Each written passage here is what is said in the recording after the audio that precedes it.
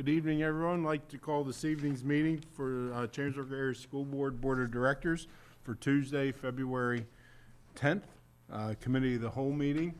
If you would, please rise and join me in Pledge of Allegiance, followed by a moment of silence. I pledge allegiance to the flag of the United States of America and to the republic for which it stands, one nation, under God, indivisible, with liberty and justice for all.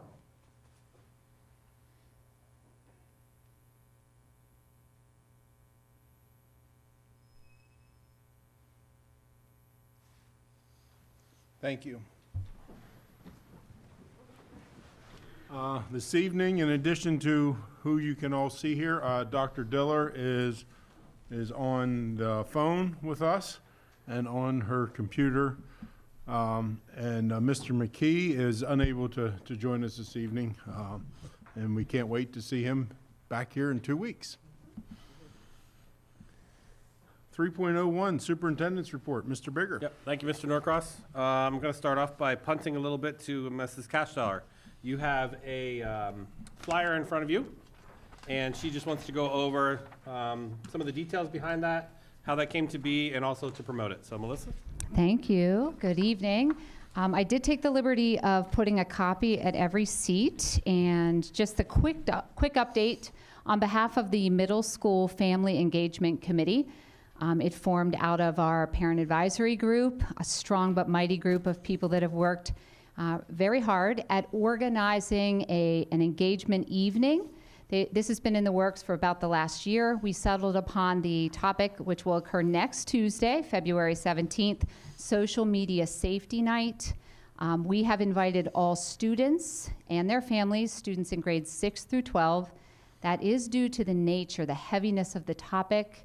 There are 2 presenters for the evening, an FBI agent heavily involved in a local case, also involving the second presenter, a parent, a Shippensburg mother, founder of Live Like Levi Foundation. So the evening will focus on a very impactful but tough topic, great opportunity for families to support our students in grades 6 through 12. It is very real. We had the faculty and staff of both middle schools be the audience for this exact presentation last June during our professional development. Very well received, and it was a very important topic for our family engagement group to host. So we welcome everyone beginning Cash's Auditorium, 6 p.m. Chambersburg Cares has also partnered with our group and has a door prize, a drawing, as well as beefing up student and parent engagement. So all are welcome to attend next Tuesday, February 17th. Thanks. May I ask a question? Depending on the results or the outcome of the event, do you envision this program, maybe a social media safety night light for elementary, because it's impacting these kids as well? So you bring up a great point. Thank you for bringing that up. Mr. Nelson and I talked about this much earlier in the fall. He actually went and attended one of the presentations done at a local library just to get the nature of the material. We left that open to students, our first initial hearing, so that parents could almost see and hear the information first and then make an informed decision on whether or not they felt it was appropriate for their child younger than 6th grade. But in the event, this is our first evening and our first night, so we plan on hosting something each year.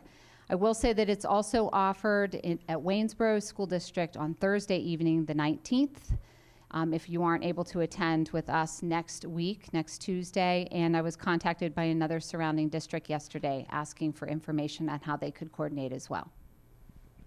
Thanks. To continue with superintendent report, we have seen some preliminary budget numbers. It's early with the state for sure. However, the one topic I continue to bring up, which is funding the majority of our schools of distinction and One Trojan Community, is the adequacy funds. So I was pleased to see that those were included, and that's been the driving force behind our approach. Tonight you're going to see 3 major arms of the schools of distinction and One Trojan Community plan. The new buildings, which will be presented tonight, are focused in the 4th through 8th grade, along with an elementary school. You're going to see a presentation on reading by third grade, all in, on how we can get our kids certainly reading by the end of third grade. And then in March, you're going to begin to hear about the 9 through 12 programming adjustments to the academy model in our 9 through 12 schools. I do want to take you briefly back to my State of the District presentation. One of the cornerstones of that presentation was it was all about the data. And now you're starting to see the actions related to that data. And I think it's important we continue to revisit the data, represent the data. Is that data getting better as a result of our strategic moves? If you remember also at that time, adequacy money was unsure. We didn't know. And one of the biggest priorities was to make sure we had a really good plan in the event we would get adequacy money. So what has happened is every year we've received adequacy money and we've moved a step closer to the plan. And so as we continue to receive adequacy funds, we're able then to continue on a next step on the plan. So I get excited each year if we continue to get it. It makes our job a little easier to follow through on our Schools of Distinction One Trojan Community Plan. Next topic, I would like to acknowledge the efforts Mr. Brennies, high school principal. I've had the pleasure, opportunity, and struggle at times meeting with a few students at the high school, but they are relentless about reaching out.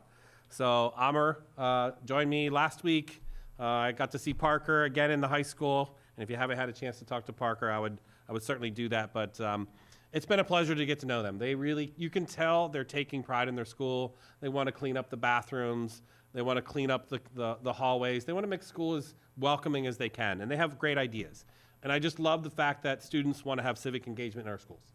So happy to do that, happy to continue to meet with them, but I also hear that there's an advisory committee in the high school, and there's a lot of work going on. So just want to acknowledge that and see that from my view. And the students have been wonderful at asking difficult questions of me. Parker's probably going to speak, I don't know if you're speaking tonight, but I'm sure he's going to bring up metal detectors again. But we had a long debate and discussion, and he's researching them. He's researching other schools. He's talking to kids in other schools about them. I'm not saying it's our #1 strategy, but again, it's the civic engagement. It's the I'm thinking about it, and I want to talk to people about it. And so I really do enjoy that. Can't always promise we will do everything you ask, Parker, but I do enjoy that.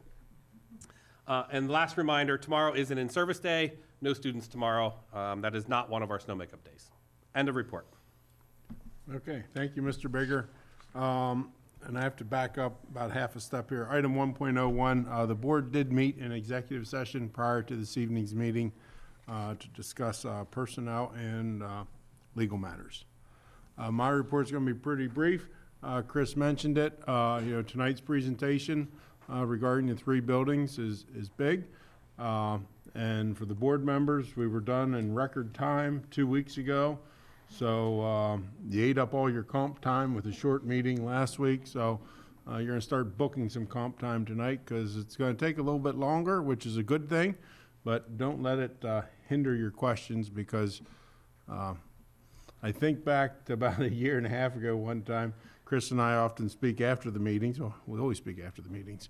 And I forget what it was, but we had a presentation about, $100 million building or something, and there weren't any questions. Then towards the end of the meeting, there's another smaller item, and we debated it for 20 minutes. So, get ready for your questions. And for the public, this is what we've been talking about for a while, and we're going to start getting more information out there, a little more down into the corners, if you will, no pun intended to the architects in the room. And then in 2 weeks, we'll have a presentation on the funding side of this. So the 2 big parts here this month. Okay, presentations. Mr. Bigger, do you want to do anything, or are we going to turn it right over to Mr. Nelson? We're going to turn it to Mr. Nelson and Mrs. Breslin, and they are going to try a different approach of sitting up here at the table to have more of a conversation with you versus the formality of the podium. So this is all a pilot, but also a different way to do a presentation. So you have to give me some feedback. Not at the end right away. It's not like coaching feedback or anything like that. But give me some feedback on what you think of the format at another time.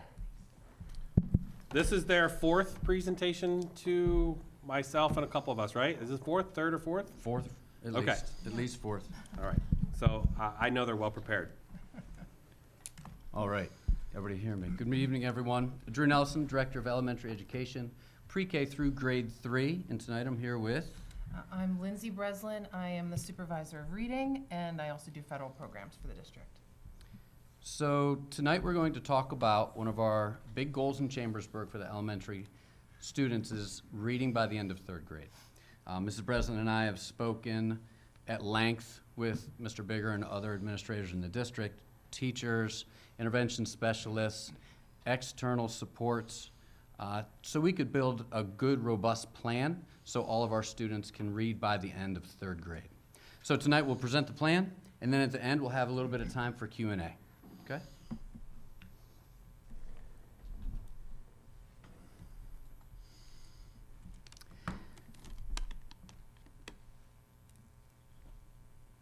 So the numbers are sobering. They're stark. Half of our students in Chambersburg cannot read by the end of 3rd grade. And let me put that into a little bit of perspective for you. In order for us to determine that number, we came up with a metric, and we've talked about this metric before, but I'd like to restate it now. Students at the end of 3rd grade have to achieve 2 of the following 3 pillars, I guess we can call them. At the end of 3rd grade, they'll take the PSSA for the first time, so they need to be proficient or advanced on the PSSA. At the end of 3rd grade, they'll take the MAP assessment, which is the measures of academic progress. Students in 1st through 8th grade take that. They need to be projected proficient or projected advanced on that MAP assessment. And the 3rd pillar piece to that metric is our Acadian screener, which is given to all students in kindergarten through 3rd grade, and students need to be benchmark or above on that assessment. So 2 of those 3 they need to achieve in order for us to consider them having met the goal of reading by the end of 3rd grade. So let's put those numbers into perspective. If you look at the 49%, that's last year's 3rd grade students, this year's current 4th grade students. So half of our students at the end of 3rd grade, according to that metric we just discussed, don't have or have not reached that goal. If we put another number to that, between kindergarten and 3rd grade, that's 1,400 students who haven't met our reading by the end of 3rd grade goal. That's enough to fill the auditorium at Cassius. We need to do something about that. Why are we concentrating on 3rd grade? That's when students stop learning how to read and start reading to learn. If they haven't met that goal by the end of 3rd grade, they're more apt to fall behind in subjects, all subjects, struggle with self-esteem, drop out of high school potentially. And early reading success is an indicator of future academic success and employment and overall life outcomes. So let's talk about what we're going to do here and how we're going to address that for our students in Chambersburg. So I'm going to talk to you a little bit about the shift in our literacy instruction in the last few years. Just so you know, what we knew about how to teach reading is very different than what we know now. There are some new faces on the board since the last time that I've spoken here, so I just wanted to take a second to give you a little background on myself. I've worked for the district my whole career. I started at the high school as an English teacher, and so I was teaching 10th and 11th graders and who at that point really could not read, and there was almost like a desperation to get them there because they were going to graduate, and I wanted to send them into the world as readers. In that time, I got my master's degree to be a reading specialist, and I was very excited to move to Ben Chambers, and I worked as an intervention specialist. That was my first spot that I landed, and I could not wait to teach kids how to read. From the beginning, not at the end. You know, I was really excited about that. And when I started teaching at Ben Chambers in intervention with these little people in front of me, just ready to just soak it in, I was teaching from the old approach. That was 10 years ago. I was teaching the balanced literacy approach. This is an approach that on the surface looked like literacy. I mean, you were helping them see the pictures and what do you think this book is going to be about? And get your mouth ready. And you were using context clues and teaching pretty strategies, but you weren't doing the explicit phonics drill instruction. The students used patterns a lot to break apart words. And as you can imagine, if you teach students how to rely on pictures and strategies, by the time they make it to 4th grade, when the pictures start to go away and the texts get longer, that becomes very difficult and you start to see the wheels come off. So there's been a lot of soul searching in the year since that I've learned more as structured literacy, this other way of teaching reading that has always been around, but has just kind of been an undercurrent. Structured literacy has emerged as something that now we are all turning towards because it's time to start focusing on this way of teaching.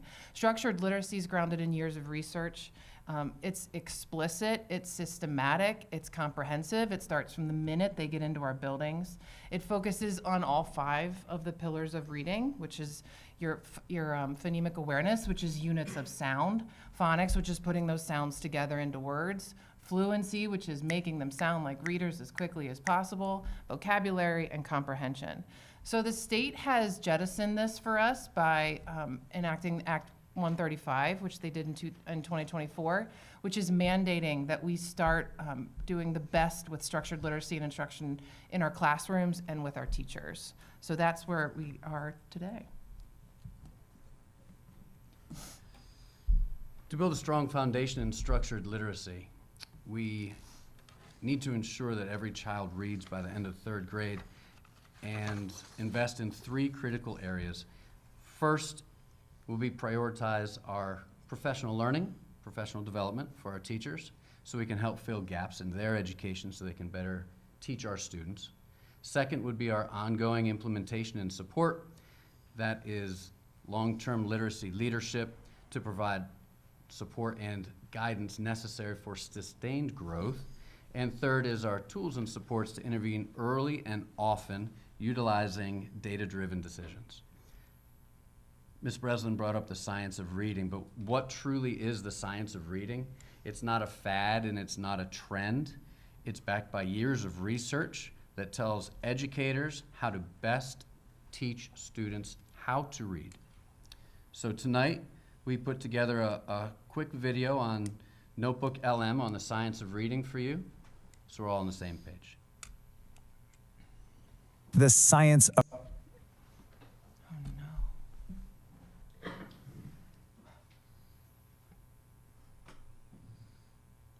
You've heard the term, right? The science of reading. It seems like it's absolutely everywhere these days. But let's be honest, what does it actually mean? There's so much noise, so much debate. Well, today we're going to cut right through all of that. We're going to use a definitive guide from the Reading League to finally, once and for all, demystify this crucial topic. So, right from the get-go, the guide sets the stage with this. I mean, just let that sink in. Literacy isn't just a school subject, it's a fundamental human right. That tells you everything you need to know about what's at stake here. The stakes couldn't be higher, not just for our kids, but for our entire society. But here's the thing. For something that important, you'd think we'd all be on the same page, right? But there's just so much confusion. You have parents, educators, even policymakers all asking the exact same question. Okay, but what is it really? So let's finally get an answer. But hang on. Before we jump straight to the definition, it's really important to understand the urgency. Why is this conversation happening with so much intensity right now? First, we've got to look at the why behind this whole movement. And the why is, well, it's a big one. The guide calls it a moral imperative. The goal here is to prevent what they call the collateral damage that happens from reading instruction that just doesn't work. And that damage, it disproportionately harms our most vulnerable students. So when you peel back all the layers, this movement is really about achieving educational equity. And that's exactly why having one single clear definition is so critical. You know, this isn't just some academic exercise. It's a practical tool that empowers everyone involved. It helps teachers and parents know what to look for, it pressures publishers to create better materials, and it gets policymakers all pulling in the same direction toward that goal of equity. It unifies the entire effort. Okay, so we've established the urgency. We know why this matters so much. Now it's time for the main event. Let's get to the heart of it and finally answer that big question: what is the science of reading? Here it is, straight from the source.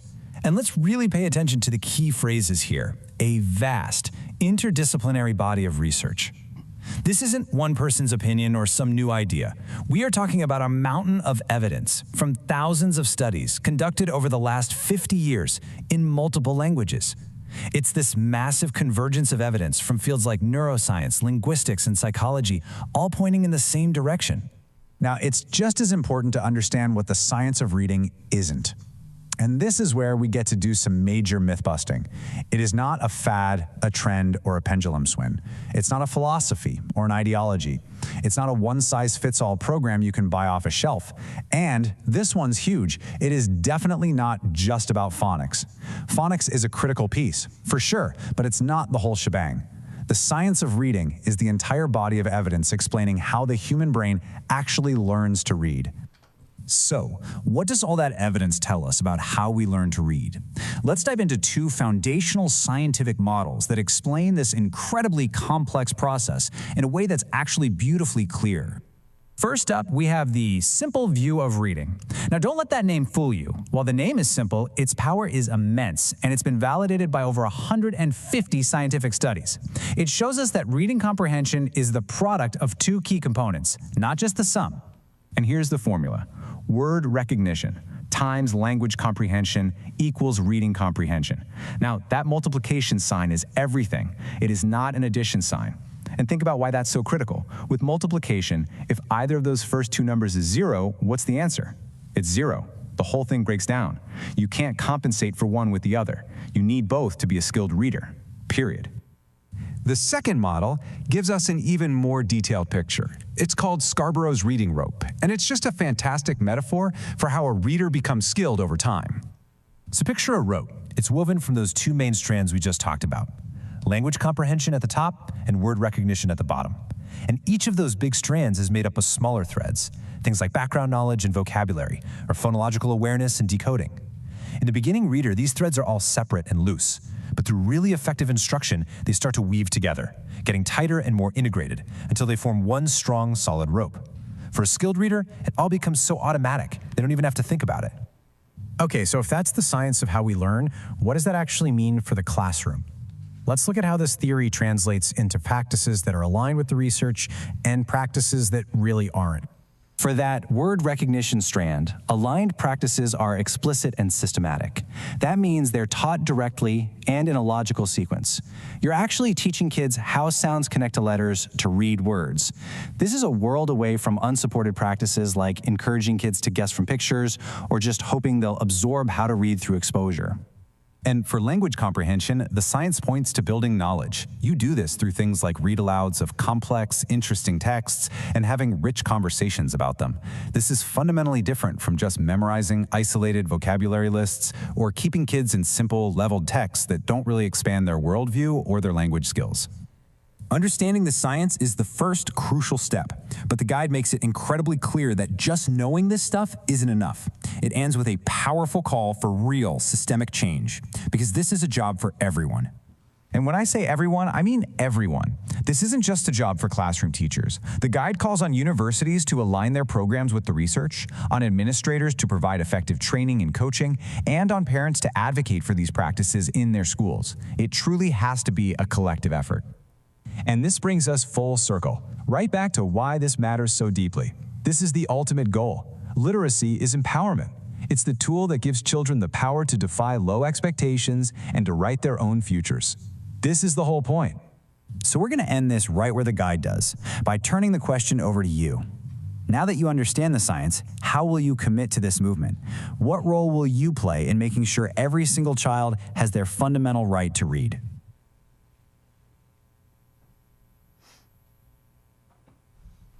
Notebook LM, an AI tool, very powerful when used correctly.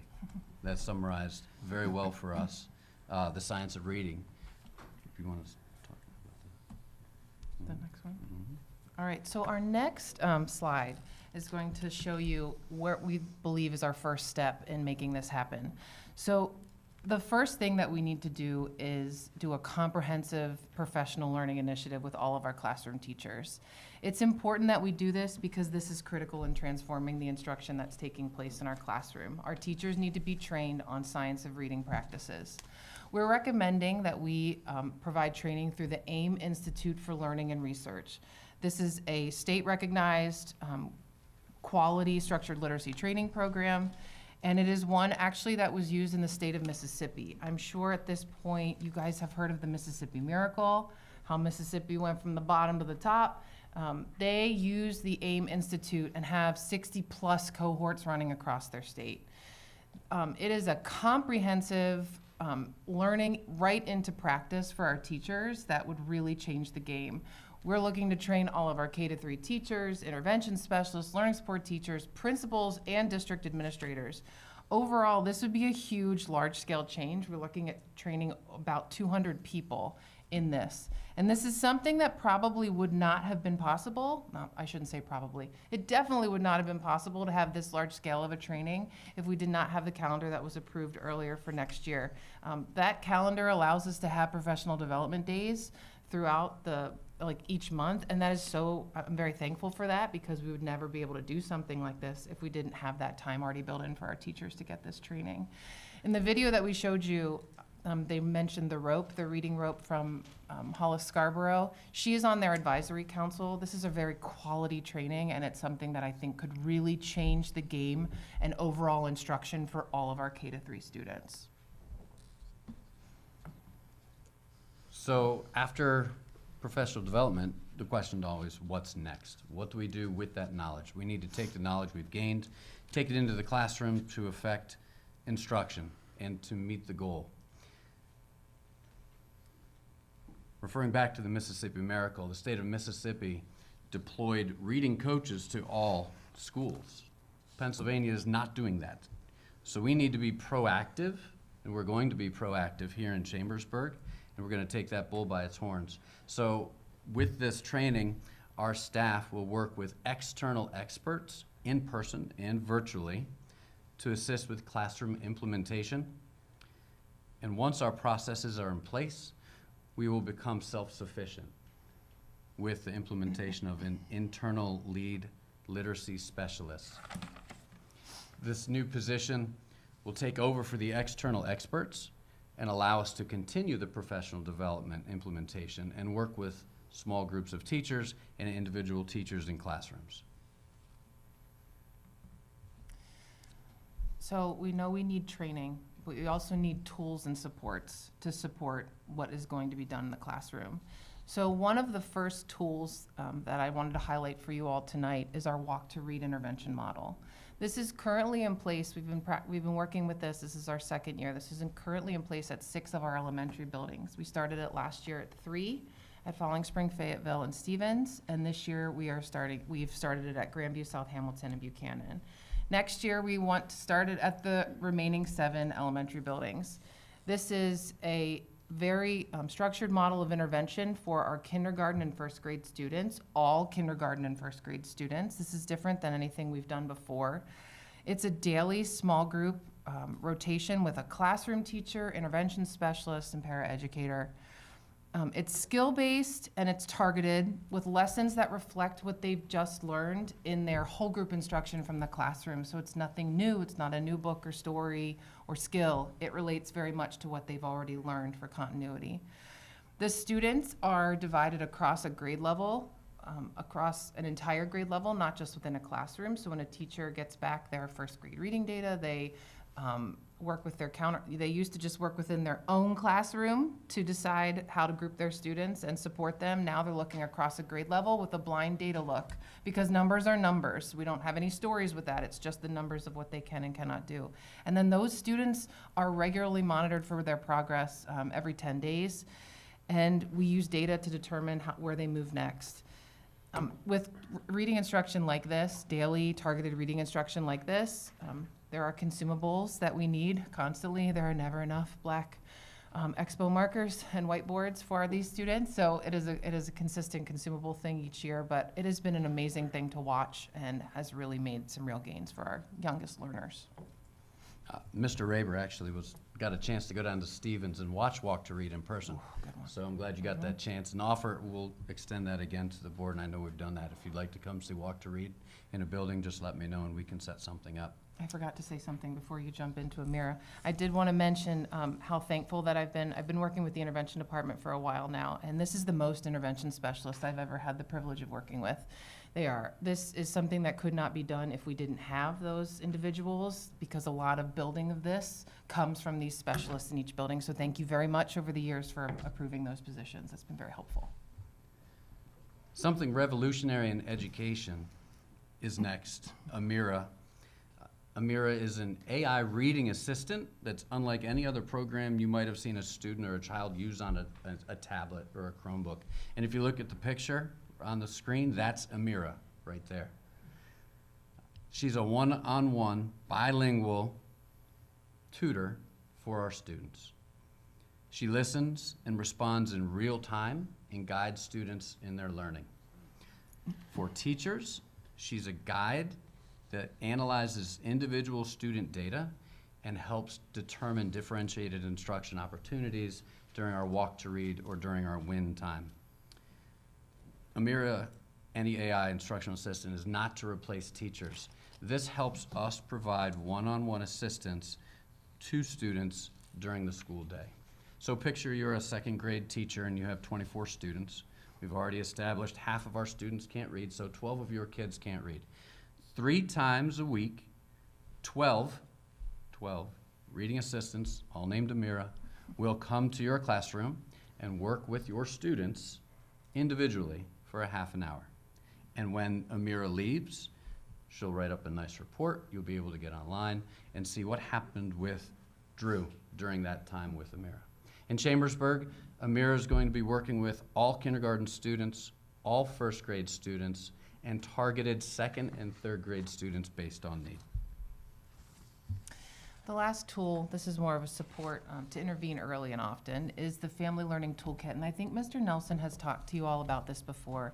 But this is something we're developing with the help of teachers, kindergarten teachers, and some first, second, and third ones as well. But I wanted to highlight this because in order for us to get our students to read, we're going to do the best we can in the district, but there are so many things that we need our families to help us with, even before they come to our school. So our parents and our families are not educators, but there is so much that they can do for us in the home to help us get their students ready. So this is something we've been working on for the last couple of months, and we're getting there. We're very close. We've developed a very family-friendly readiness checklist to put out within the community. These are things that parents can work on at home. There are activities and manipulatives we have for our families to use. We have a few links to some vetted good online resources. Something we're really happy and excited about are some conversation cards that parents can take with them wherever they're going, with different topics like out on a walk or in the grocery store, at the doctor's office, of things they can talk about with their students. We'll have the opportunity to send lots of books home in all of our interactions with our families. So, and the good thing too is, our families are very diverse. We will hopefully have this in English, Spanish, and Haitian Creole so that families could get what they need in the language that they need. Some other extended learning opportunities we've discussed. Mrs. Cashdollar and I have talked about the opportunity we have to adjust third graders going into fourth grade when we have our 4 to 6 building in an adjusted schedule for them to give them more time to read, to learn how to read in fourth grade. We're also looking into tutoring, be it virtual or in person, before or after school. We have the technology for that.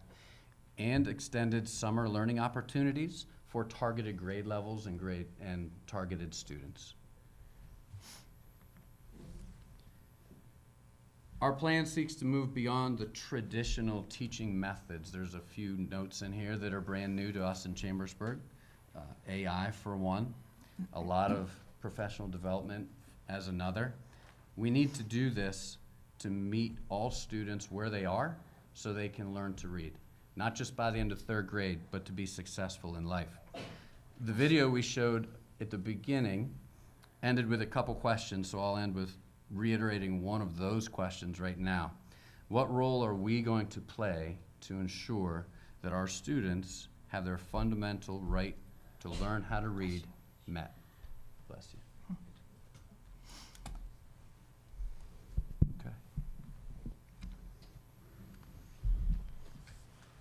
Board members, questions, comments, thoughts? I have a comment. I watched the Amira little clip over the weekend that Superintendent Bigger put out on the weekly report. I love Amira because I have a friend named Lily who's my language app little person. And you know what? I feel like that person knows me. That person gives me encouragement when I think, you know, whether I need it or not, and that makes me feel good. And I think these AI tools are going to be awesome. The only question I have is, it's kind of maybe out there, but many of us are familiar with how reading was taught old school. It may have been phonics, you know, before the new stuff came in, and now it's back to phonics and all that. But we were taught to read books, and our attention span was a little longer than most attention spans are these days. Is reading that's being taught different from what, like, I may have learned? Because students aren't expected to, like, read a novel. They're just supposed to skim or grab, you know, 15 minutes or something and move on. So I'm just curious about the change in that regard. Do you want me to take this one? You can talk about this. I think reading instruction has shifted to a way that may look a little more familiar to how you would have learned how to read. But I'm thinking strictly, not necessarily novels, because I'm thinking more along the lines of the elementary level, but definitely the way students are interacting with books now is a lot more systematic and targeted than they would have been 10 years ago when I was teaching it. So the explicit phonics instruction that you probably got whenever you were learning how to read is very similar to what our students are getting now, with a little more zhuzh, I would say. A little more paying more attention to some of those other pillars as well, like comprehension, which is something that I think is lost if you go with a strictly phonics-based or reading instruction. You're not checking if they actually understood what they read. So the books that they read now they look a little different. I brought one along. I'm not going to dwell on it, but this is one. I get these decodables sent to me a lot, but decodables are the new kind of book that our students are getting in the classroom. And Mr. Raber, you may have seen some of those when you went down to Stevens. They're what they would have used in small groups. These are books that students are not reading for the plot. Let me just say that. These are books that are going to be testing specific or highlighting specific skills. This one is called Pig in a Pit. It's about the short I sound. So you probably had, these are very similar to Dick and Jane books, I would say. These are books that are designed to focus on a specific skill. They're gonna put some colorful pictures in, but Pig in a Pit is gonna be a story that could be a tough sell for someone that's not interested in it, but they will start to learn how to read it because it's going to be words that they should be familiar with. Mm-hmm. Instead of just pretty pictures, they're actually taking what they learned during their classroom instruction on the short I sound, and they're able to apply it to a book. And while they might not know the word pit, they do know that I makes the I sound, so they're able to tackle some of these words in a different way than they would have done when we just had really pretty books and asked them to guess what the picture was telling them. That was a roundabout way of saying I think this is very similar to how you would have learned how to read. But sure, yes. Sorry. Yes. I have a question.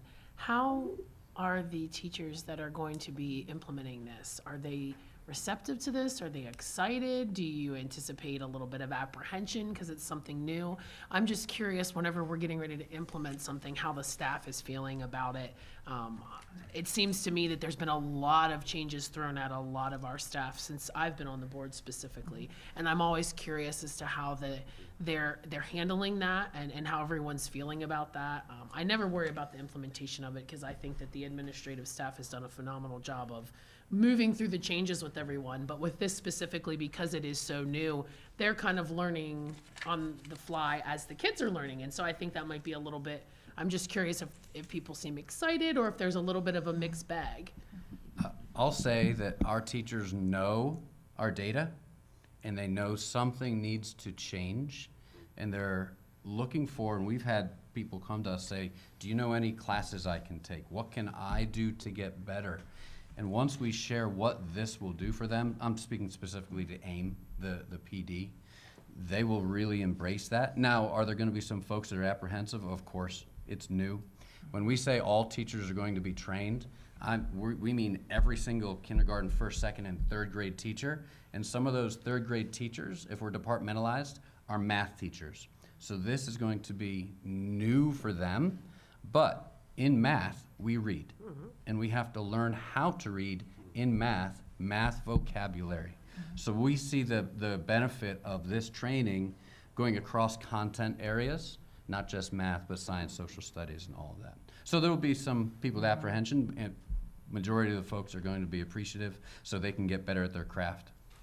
Stephanie, I think I'm gonna take a little stab at that. If you asked how we train teachers in the past, usually it was jam it in the summer, and good luck if you remembered it and applied it in the fall. The approach we're taking now will be very telling if spread throughout the year, if that time and support delivers a better result into the classroom, likely to actually implement it. And so they've never experienced this before. So I have high hopes that they're gonna experience this throughout the year versus shoving it in the summer. Because that's generally what we have in a couple in-service days throughout the year. So I have high hopes that they're gonna slowly acquire this and implement, which has a better chance of making it in the classroom. I'm gonna hitchhike on that, but one of my questions was gonna be the comprehensive professional development training, and Chris just touched on it. What does that look like? And I don't wanna know about the content, I wanna know the format. Go ahead. This will be an asynchronous virtual training, so they'll be able to access this on their Fridays. However, there are built within that some virtual live sessions with an AIM trainer throughout the year, so it's not all on their own. And we also have delineated some different pathways for the different groups. So the principals and administrators will take a different course with a different hour requirement and length than the classroom teachers will. And the intervention specialists will take a different course than the others because they're coming from a different angle as well. But this will be a virtual training that will have some live opportunities through the computer. Is there any hands-on components, in-person components, or is it all virtual? Go ahead. As far as people coming here to meet with our staff, Or our staff are what I'll call our. staff will have a chance to learn Subject matter together. experts talking face-to-face to staff. With our intervention specialists taking their classes and the administration taking their classes, we'll all have a common language in order to talk during some of our day-to-days, some of our other professional development times on those Fridays. So it's not they're going to be learning alone and going into their classroom alone. We always have to have that follow-up with our whole group of trainees and our trainers to make sure that we're implementing correctly and we're implementing consistently across the district. I don't know, just, maybe if you don't know, that's fine, but how much time is virtual? Is it 4, 8, 10, 12 hours? The course for the teachers is over 2 years. So the first year, it's like 23 hours of training to be done over the course of all of the professional development days built within the year. So it won't be the whole day of those. And then the second year would be about 25 hours. So on those Fridays we have, So 6 half-days, roughly, each year. Yeah. on those Fridays we have 5 hours of professional development time that we as a district can determine what we do. It would be approximately half of that time for those teachers, and then the other half would be building specific with our PBIS, our MTSS, or our Schools of Distinction plan, or our Title I plans, whatever those schools and principals need to do. There'd still be time for that. Can you differentiate between this lead literary or literacy specialist and the intervention specialist? How is that role different? Yes, that's a new role that we'd like to bring to Chambersburg. That will be the next step from the intervention specialist we have now. We haven't determined a number of specialists yet, but what we need to do is train our intervention specialists, and frankly, we think they might come from that pool. They would be our professional development trainers that could go into the classrooms in multiple buildings. Right now, our intervention specialists are assigned to a building. These folks would be in a cohort of schools and work with the intervention specialists and get that back down into the classroom with the intervention specialists and the administrators and they themselves going into the classrooms. An intervention specialist is one that would work in the small groups with students each day. They are a lead literacy specialist, like Mr. Nelson was saying, would be the ones that would be targeting more that classroom instruction, how to support the teachers with their new learning. And the intervention specialists are the ones that are applying to the kids who are in need of more.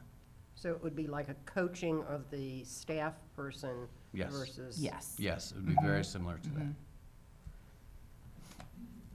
What about the student who is, for instance, in third grade and is at a third grade level in math, but a first grade level in reading, or vice versa? You know, we are so age-oriented as far as school is concerned, rather than ability-oriented. And is there going to be opportunities for the student who excels in reading, for instance, in first grade, to be advancing versus being, so to speak, held back? Yes. Our new schedule next year adds 15 minutes to the academic day. So what we were able to do in the elementary division is work out a time for our students in 2nd through 5th grade to have approximately 55 minutes of what I need now or when time, which is similar to Walk to Read, where the teachers look at student data reading and math and say, okay, Drew's, like you said, very good at reading, but he needs to be helped a little bit more in math, or vice versa. And then they have 25 to 30 minutes in half of that win time at the grade level, across the grade level with their counterparts. One of the concerns I see in the community is the preschool kids, infants on up, not spending time being read to, but in front of a cell phone. Is there any education for the community? You know, the social media safety thing is so valuable, but young parents need to understand that words being spoken to their infant makes a difference. And I don't know that that is understood, or at least it just seems like, it just really bothers me whenever I see young children just playing these games on a cell phone. Our It's family almost learning like a babysitter. Our toolkit that we're putting together is targeting ages 3 to 6. So we're trying to get them a couple of years before they enroll in kindergarten, and then all the way through first grade, because by the time they're in first grade, we'll have them in the school and we'll be able to help those families more. Not related to this presentation, but we've been talking internally about really minimizing the use of computers K to 3 to specific tutor one-on-one, Amir only, but not for regular instruction. Whether we send them home or not, right now we don't send them home, and we're really, I think, we know that what the research is starting to say, use less technology, especially in the younger grades. So we just have to provide more of the consumables, materials, so that staff can do that. But we've been talking about that in the district quite frequently. And I think if we model that and say stop using some of that technology, the better off we're gonna be. And there are the right times to use the technology too. So we're studying that, and it's a fascinating place to study, but we talk about it all the time, you know, so, but we don't wanna take away a tool away from a family either that could use it. Kind of echoes back to my thought on Mr. Haydick's first question is, you know, do we learn differently, or do we teach and learn differently? And someone mentioned to me just not so long ago, to this idea of technology, some European countries are intentionally going back to textbooks. And I remember about 5 years ago in this room, we had a big presentation, you don't need a textbook, but we have Chromebooks now. So I think I'm hearing the same thing A little bit. in this room. I'd like to ask a couple questions. Go ahead. Okay, I was thinking about the decodable texts. Are they going to be sending them home district-wide? So decodable texts are in our core curriculum, and there are a lot of take-home decodable texts that go home weekly. I'm just thinking about first grade. First grade's always very heavy, like just baskets full of these books that they practice with. Yes. And so decodable texts are great to go home after the skill has been learned and they have practiced with them, because those books go home for practice. But they do, that's built right into our resource. Yeah, but is that going to be a district-wide expectation? Those books go home now. With our open court reading, the decodables go home now. Yes. Okay, and then what books are books, do you think the parents have enough books for kids that are beyond the decodable text? Or should we be sending some home for them to, to help with the parents? A few years ago, we received Scholastic books in all of the schools.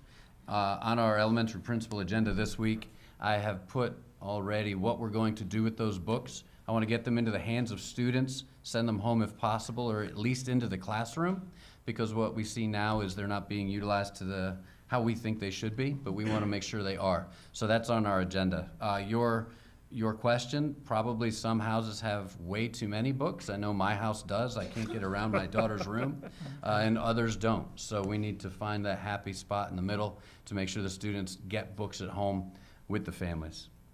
Yes, and perhaps have it be district-wide, not depend on what teacher you have as to whether books are coming home.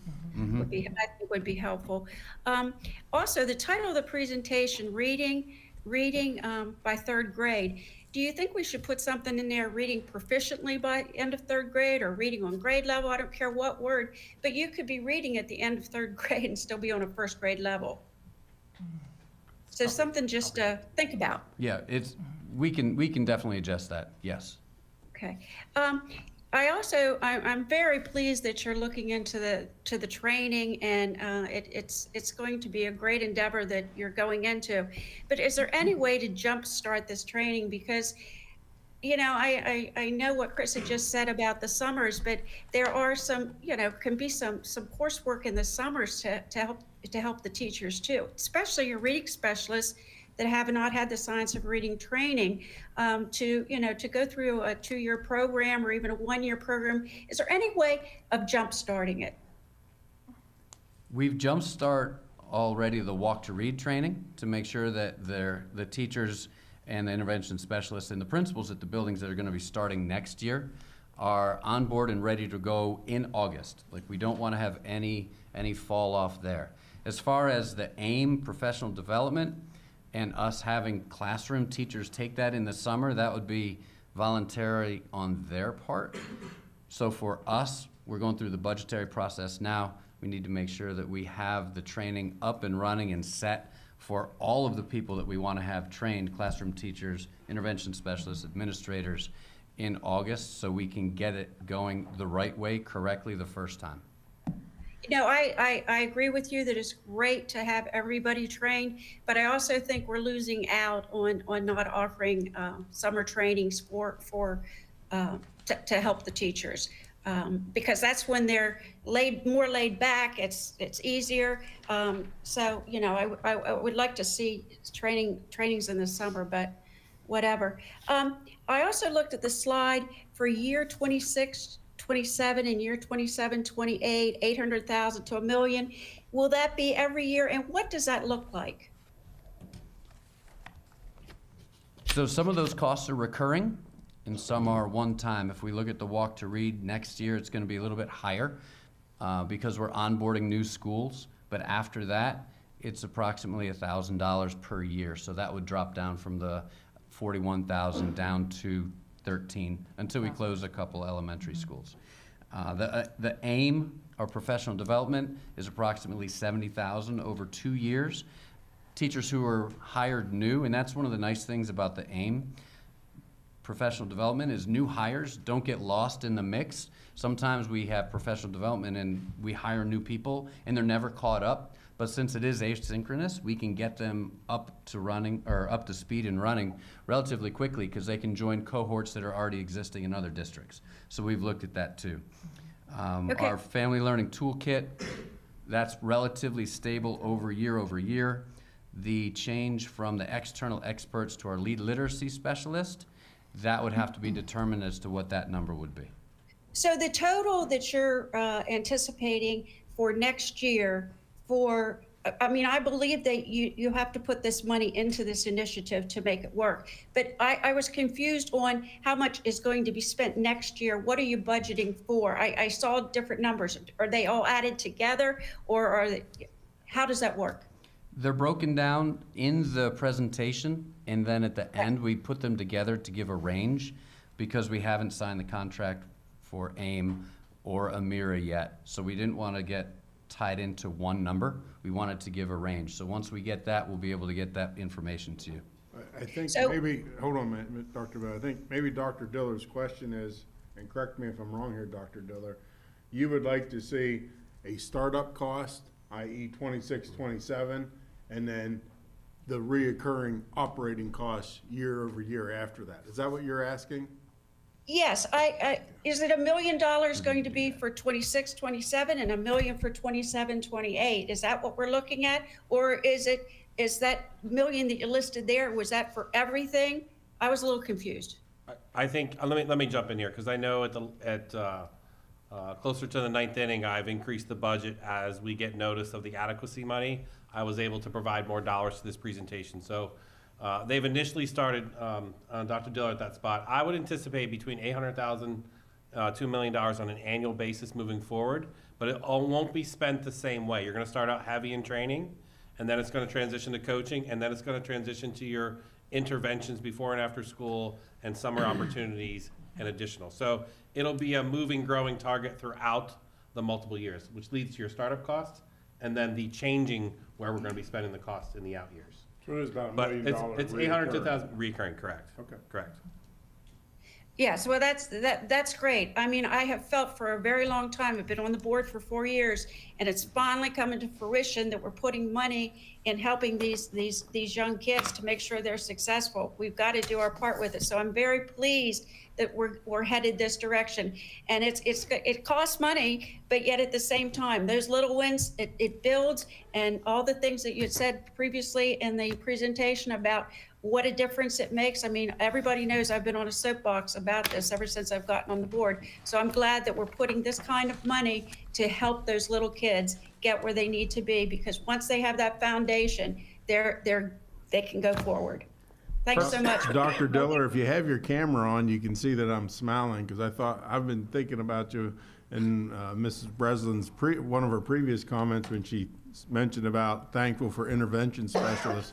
I put a smile on my face too, because you've been preaching to me since before you were on the board about intervention specialists. Absolutely. I even came in before I was on the board to talk about, at that point, we had taken out reading specialists, which just really had me upset, and that was one of the reasons why I wanted to be on the board, was to see that we were providing a quality education to these kids, because these kids are coming into school at so many different levels, and when they say no child left behind, unless we provide what they need in those formative years in school, it'll catch up to them. I mean, they just go through their years struggling, and I just hate to see that happen.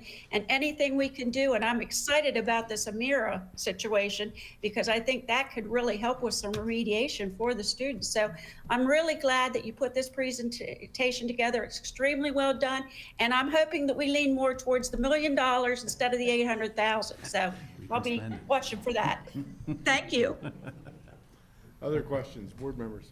Yeah, I have a few questions and points. One is, in regards to pre-K, what could the district be doing to improve the quality of pre-K community-wide, and to increase the percentage of students that are participating in that, which may, we might need more of that in our community.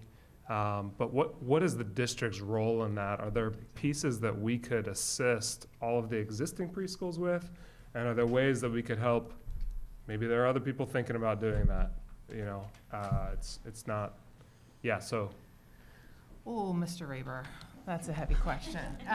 Lindsay, I want to know the answer to I don't know if I have the answer to that. You don't have to answer it all tonight, but I think we should be thinking about that because that's really crucial when you have kids. Some of our kids enter kindergarten and they know all their letters, right? They can read some words, and then other kids, yeah. I think the most important thing we can do, and I don't know, is the sooner we can start investing in these students, the better. The sooner we can start working with their families and supporting them, the better. And that is definitely something I feel as we go out in the community, that's definitely something the community stands behind. There are so many organizations that want that very same thing. Mm-hmm. We just happen to see it when they all show up here when they're 5. We're seeing it at that one time. Right. The work that we're doing as we build this toolkit in helping our families know how to help. I mean, Mrs. Goggle, you were talking about that it makes you sad when they're on the screen, but helping our families know how to help is going to be something I think we can start controlling here a little more than we have before. Mm-hmm. Starting that outreach earlier than we have before, earlier than are you ready to sign up for kindergarten? But now saying, you know what, how about at 3, can you start doing these things with your kids? That's helpful. Continuing to build, and I know I've talked to Mr. Nelson about this, but continuing to build the community among our local preschools and daycares, because they're not all schools, some of there's daycares. And then also trying to continue to work with our partners and First Start partnerships. We have 9 classrooms that we have in our district. That's 164 kids that come here that we have some influence over. So continuing that partnership I don't know if I have a perfect answer, but I know what you're saying. Yeah. I think the last time I asked about this, we didn't even have a number. Like you didn't know the percentage of kids that have been to preschool. I think now you have that data. Is that right? Do you know this year's kindergartners? Do you know percentage that went to preschool? I don't think so. I think that would be something we ought to. I don't think we have that. Start tracking, and then how do we in time increase that, right? And then it might be good to how do we? You're talking about. There is some relationship between some preschools, so that's great. Mm-hmm. I don't think we're necessarily all aware of that, but I would love the district could play a role in improving the quality of all the preschools. I serve on a group that is an advocacy group to expand pre-K counts and also dollars and resources from the state. I think it's challenging for us to tackle a budget in pre-K when we need to make sure once they get to K, we can do a great job with them. But I am on the advocacy group. I think Rodney Benedict, who's a retired superintendent from Tuscarora, is joining that cause and trying to drive that. But we see it from the business side. Like businesses want quality daycare. Yeah. And so it's not just pre-K, it's quality daycare and quality engagement with children. So it's a wider audience than a school problem. And I think it's the most expensive school problem if we just add pre-K and just keep funding it. So we need a public-private partnership. Right. But more importantly, we added kindergarten back in my day to improve reading. But if you don't have the solid K 1, 2, 3, the investment in pre-K can be not for a lot. And so we have to be cautious of what comes first, from my view anyway, from public dollars. So getting this right from what we can control, and then advocating for more pre-K count dollars. And if they did give us more, we'd have 10 classrooms, 11 classrooms, 12 classrooms. Does the district have a point person for all of the pre-K? Like, are you it? It's us. Yep. Okay, so you're working on it. Okay. It's us. Actually, Ms. Breslin, I think last week you went over and did an observation on one of the pre-K teachers. So we work with their teachers and go observe the classroom and give suggestions. And she had a great time because a 3 or 4-year-old little boy rolled up on your lap and just sat there. In my lap. I loved it. My second question is about the Walk to Read and what I need now. I think that's really powerful. I think one of the things that's powerful about Walk to Read is the small group learning that happens there. We have 38 openings right now for instructional support staff. Is there a role that could be played if we had those positions full? And if so, what do we as a district need to do to attract people into those roles? And then I also wonder about interventionalists, people that have a bigger skill set. We've pushed to increase that. Is the level we're at now sufficient, or should we really be at the drawing board at some point in increasing that? All right. I would say. You don't have to answer that. That's a really tough question. Yeah, I'm not expecting full answers Yeah, yeah, yeah. in the moment. I'm putting you on the spot, so. I will say, you saw A Thing of Beauty down at Stevens when you went and saw Walk to Read down there. And I will say that the critical role that the support staff plays in that, in making that happen. Our support staff is an actual, I mean, they're doing a rotation with our students in small group. They are assigned to a group and they get 3 or 4 groups of kids rotating through them to do a specific reading school As skill. are the intervention specialists. Yeah, the intervention specialists and the classroom teacher. So there's a lot of work and time that goes into it on the part of the intervention specialist and classroom teacher to help the support staff to know what to do, because we're trained reading specialists and trained classroom teachers, and we're helping them learn how to do a piece of the training too. And they're critical. It's such a great help.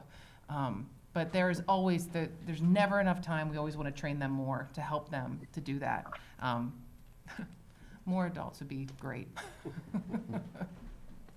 And then my third, I think I'm very much supportive of all of this. I think the one that I might be the most skeptical about is Amira, just because we've talked in the past how much, and somebody's already highlighted this in this conversation, so I might be redundant a little bit, but how much screen time should kids get? You know, like what's the limit? What is the research showing? And I think we had kind of landed on, at least some of the preliminary studies were saying like, what was it, 10 minutes per grade per day? Yeah. Right? Pediatric recommends that, yeah. Yeah, so we're, if you. No more than 60 minutes of screen time for a 6-year-old. Okay. For the whole day. So we're really eating up a very high percentage of that. And we know that kids are getting a ton of that. Maybe not every family, but many families are getting a lot of that at home. So which is different. But I think that's the piece that I'm the most like, I kind of want to see this in action. I want to see it piloted. I asked the Amira a rep, I said, what's your sweet spot of minutes, right? Yeah. Because we don't want it to be too much and we don't want it to be not enough. And it's 3 times a week for 30 minutes. That's it, capped out. 3 10 so minutes. It's 3 10 minutes, right? That's what you mean. Yes. 3 10 minutes for 30 minutes total the 30 week. minutes total.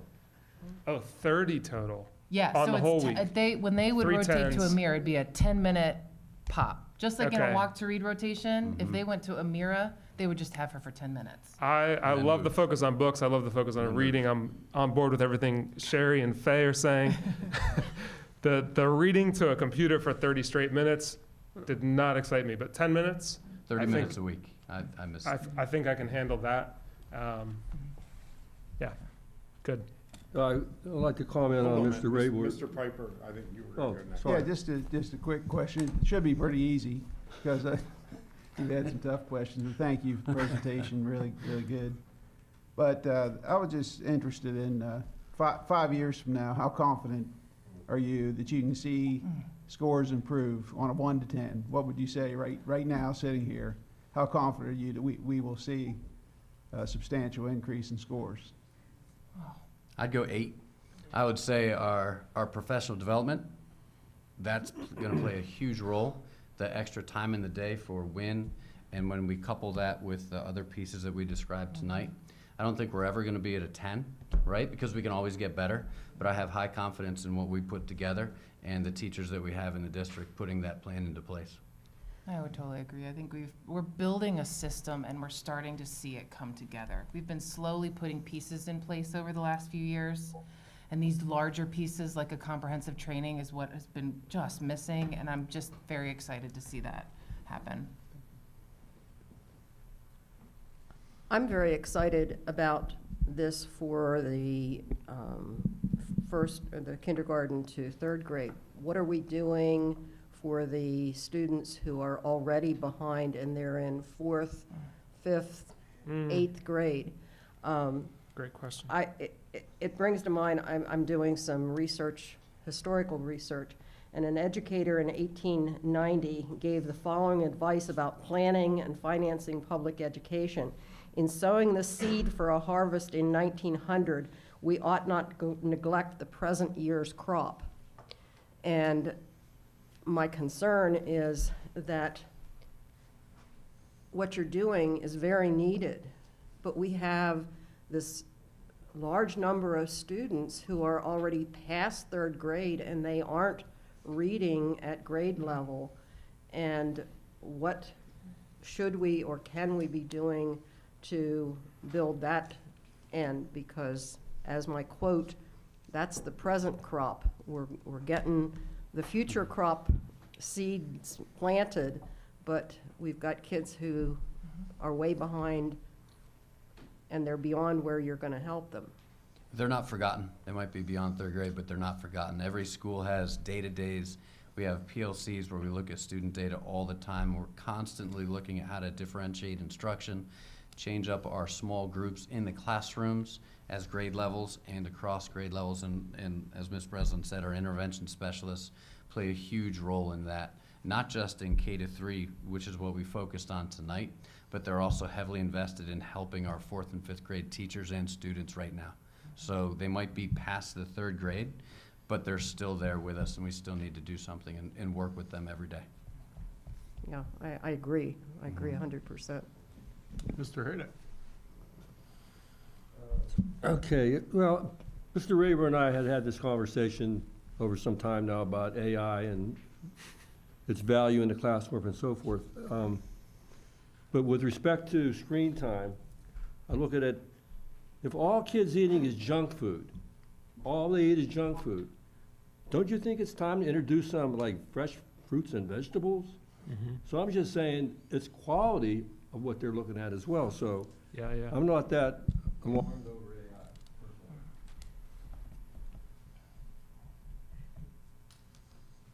AI. Thank you, Mr. Nelson. Thank you, Mr. Breslin. Thank you. Great answers, great presentation, great Well done. questions from the board. Really well done.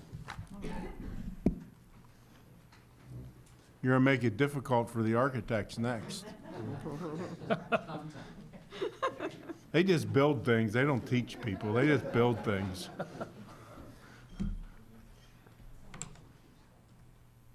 Okay, Dr. Long, you're gonna kick us off here.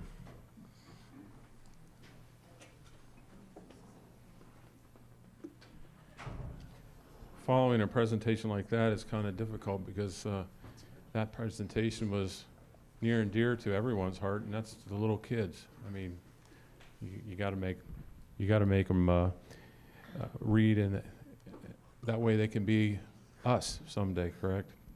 So, good evening, and we're going to present tonight concerning the two buildings. I just wanted to give you an introductory before the architects come. So, it has been really neat the last month and a half how fast we are moving. I don't know if they have sped up the process for me a little bit, but I'm thankful. They're saying no, so thank you. You know, it made me feel really good. But we have, in my opinion, made great strides with the buildings. When you get people together, I'm going to talk about the staff coming together and giving their ideas and things, buildings tend to grow a little bit. But when we have to go back to the two premises of why we're doing this, one, the elementary was out of space, and then the second was the middle school had infrastructure issues. It brings it back to we need to complete those goals. The third is for the high schools and things. So we have met 23 times with different people over the last month and a half. Administrators, teachers, security, athletics, and many other staff members for a really neat learning experience. Because when you start listening to them, when the architects ask questions to them, they bring out regulations, they bring out all kinds of different aspects that we need to follow. I've learned a lot from many of my staff members that I really didn't know after 30 years of experience. I thought it had a basis. Well, I have a new basis now because I've learned so many things from different people. And I'm sure that the people that were in mixed groups have learned from one another as well. So this experience is really going to be fantastic. So once again, when we reviewed the buildings, after everyone gave their needs, or wants, so to speak, the buildings grew larger than what we expected. So at that point, we started to look at reducing square footage. And I believe we have done a very good job in that, and that's what's going to be presented tonight. So the Green Village Elementary K-3 is really tight, and it's at 97,000 square feet. The intermediate school, the 4 to 6, is still on the premise of 700 to 800 students per grade level, and that is the capacity of 2,100 to 2,400 students. That's going to be one big school, about 351,000 square feet, if I remember right. That design in that school and we're going to use the measure that we grow 1% each year. That school will be able to handle everybody for 15 plus years with that number in mind. So the middle school was designed close to that same premise. It was designed for 700 to 850 per grade level, and that's 7 to 8 grades, so that's 2 grades. It was also reduced in square footage, but we still have plenty of square feet in order to maintain up to 850 students per grade level. So that's what's really nice. Along with that property at South, we did an athletic study, and that athletic study basically said that we need to get students, high school students and other students home earlier from practices and games, because some of those practices go to 9:30 or 10 o'clock at night.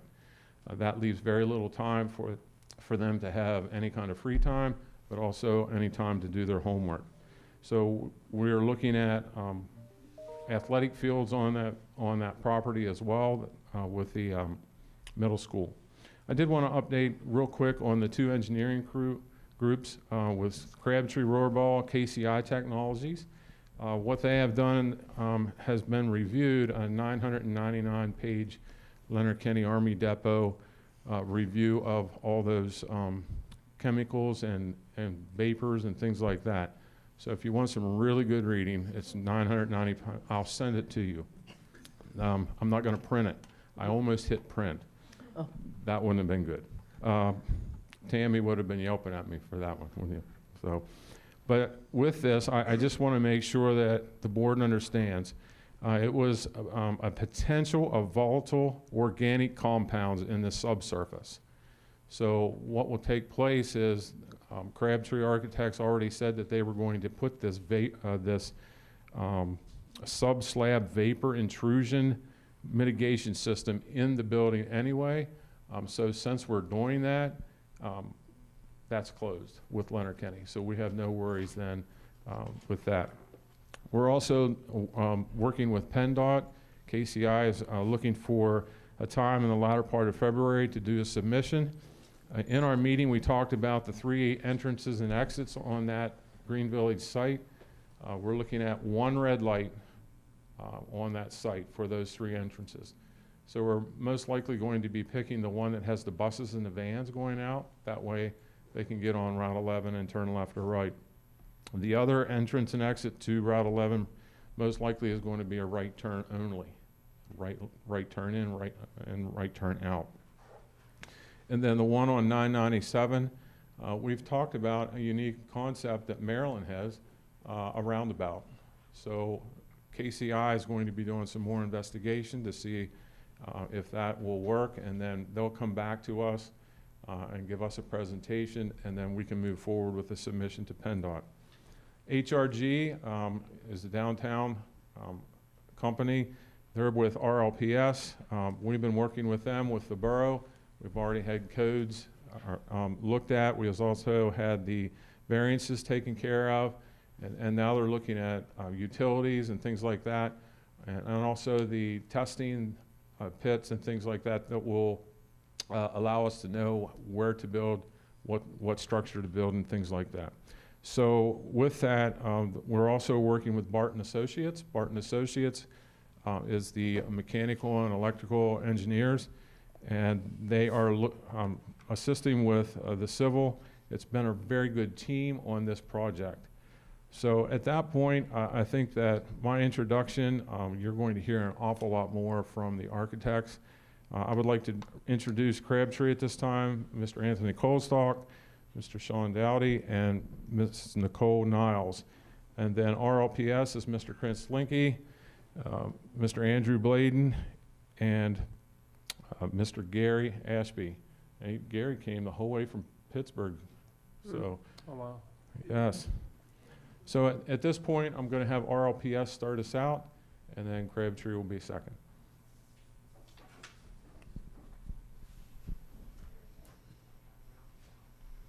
Diana, I'm going to also use mic number 13. Did you want us to sit up? Well, it's up to you if you want to sit. Great. It's only for employees. Special seats.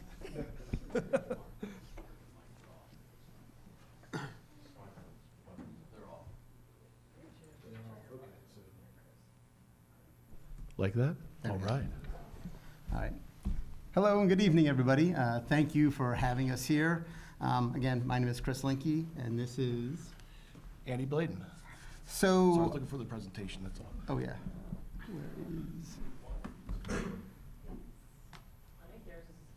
Where is... There it is. Yep. There is a presenter laying on that table. Gotcha. All right, thank you.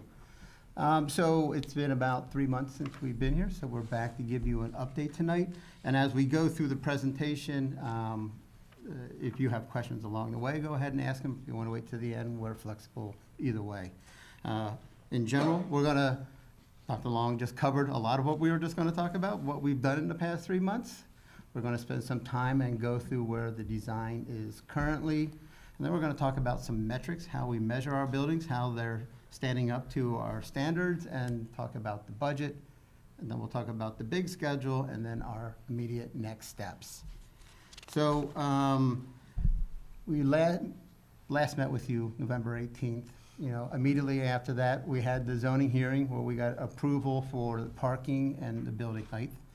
And then I think the other big thing to round out last year, and Dr. Long talked about, is the first meeting with the faculty. So we will have multiple meetings with the faculty before we get to the end, so they know what they're getting at the end.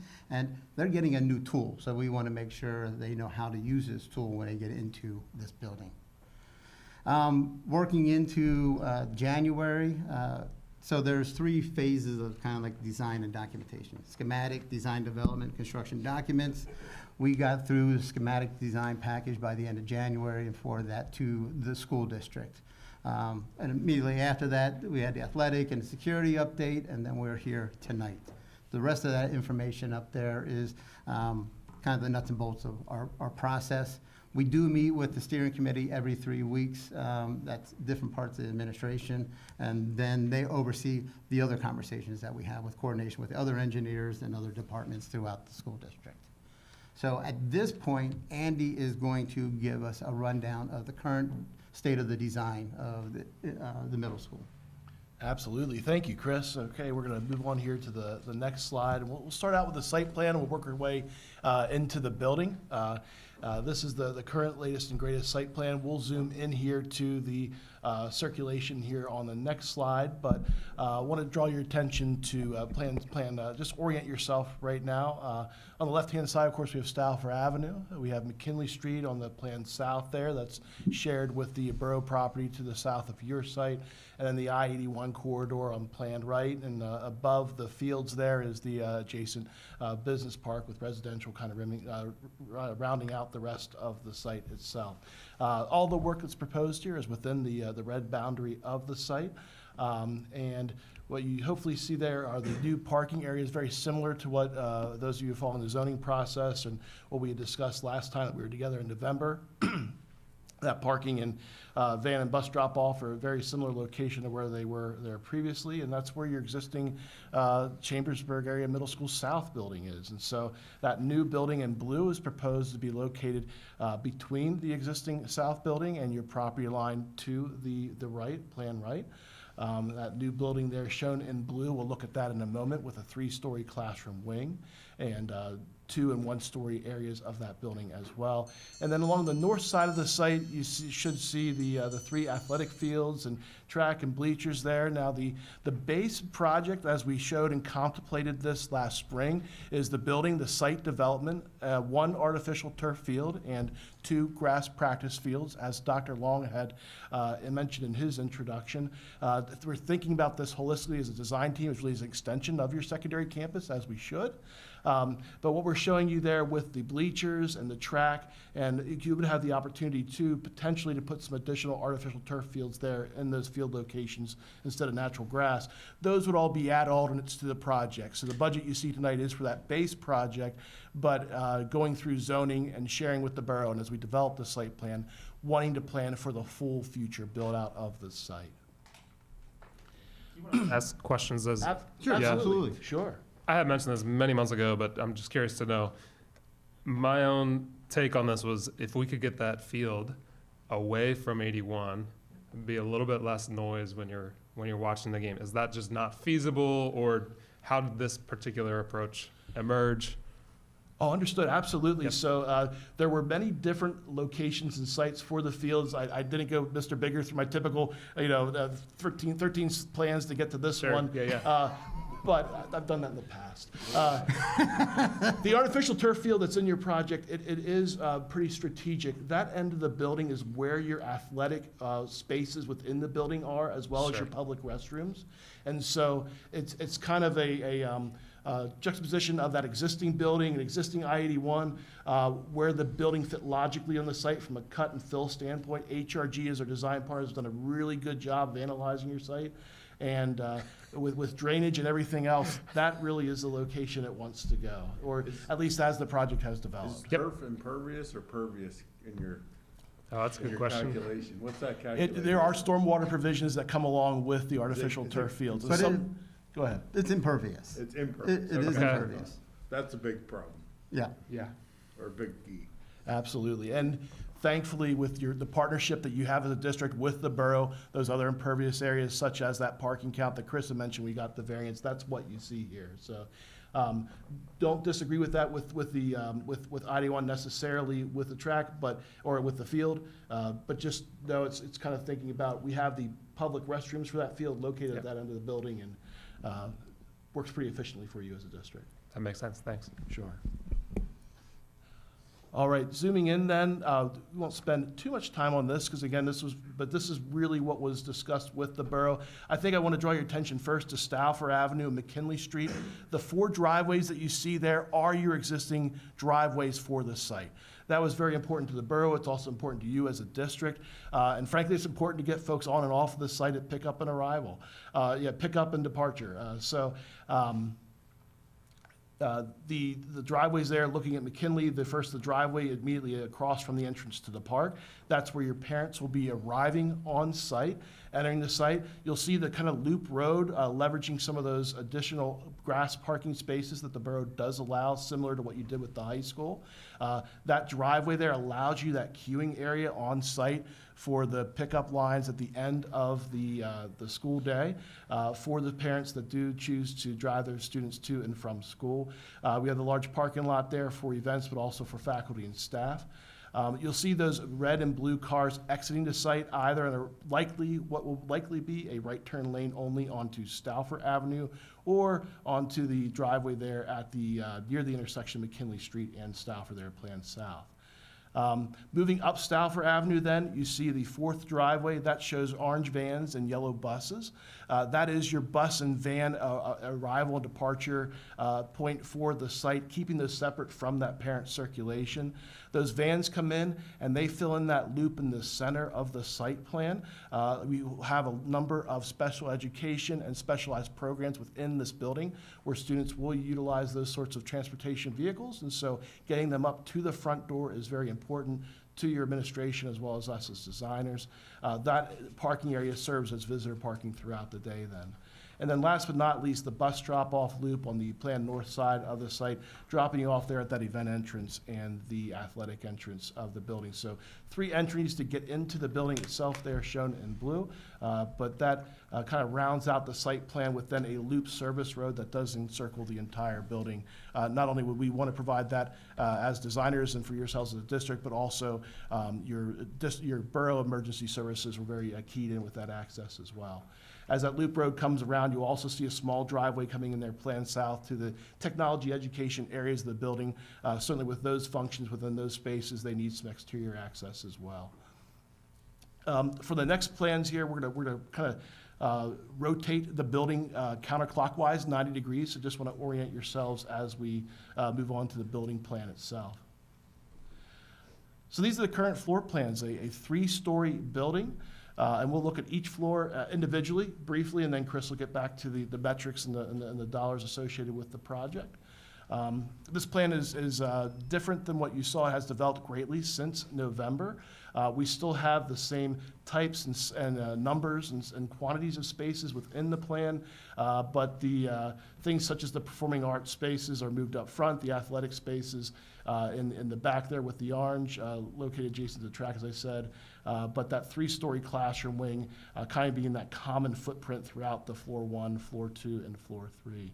We're going to look at floor 1 first and then move our ways through. So the main floor plan of the building here is shown, the first floor. It's all mostly on one level, aside from some areas there with the auditorium. We do have the key on the left-hand side, but you'll hopefully see that whole plan is really organized around what we would kind of call within design meetings maybe a town square, driving home that idea of the one Trojan community with the building design, bringing all your students together, grades 7 and 8. Planned south of that centralized cafeteria, that town square space for congregation. In lime green, you have the administration and nurses area of the building. That's adjacent to 2 of those main entrances coming in planned south. In the lighter orange, you see the performing arts spaces of the building, the band orchestra and the music classrooms associated with the auditorium. One of the fun things with the auditorium is we're looking at ways to subdivide that so that you can have a flexible LGI space, large group instruction, in the back part of that auditorium, while the front part of the auditorium is still available for ensembles and classroom functions and the fixed seating. So I think it's something that we're all excited about developing as the plan moves forward. How about separation? The kitchen is separated from the cafeteria by a hallway instead of adjacent. There is circulation throughout the building, and you're right, we are showing that hallway route there, but if you think about your kitchen and serving areas functioning for maybe 3 periods during the day, when that allows that kitchen and serving area to be closed off and the operations taking over at that point, and that really allows that centralized town square cafeteria area to be leveraged by other functions within the building. Namely, if you think about the purple areas of the building, those are your technology education areas. So if you think about those of you who went to the United Academy, how some of those shops and technology areas in that particular building opened out onto, I believe, a central core. Very similar, but different. This is your own design here with that town square. Some of those technology areas and classrooms have that opportunity to engage that larger area. While there are certainly areas within the purple, 3 shops, notably on the right-hand side, as Dr. Long calls that kind of the outboard portion of the building, where those larger lab spaces get those exterior facets that they definitely need to function as technology lab and shop spaces. I've got another question about Absolutely. the cafeteria, please. So you mentioned there's one cafeteria, so there will be staggered lunch periods, I'm assuming. 3 periods, yes, And sir. I don't know exactly how many kids would be in a lunchroom at any one time, but I know what it's like at, say, the middle school, and it's crazy loud. So that's almost like a health hazard, really, with people's hearing. Understood.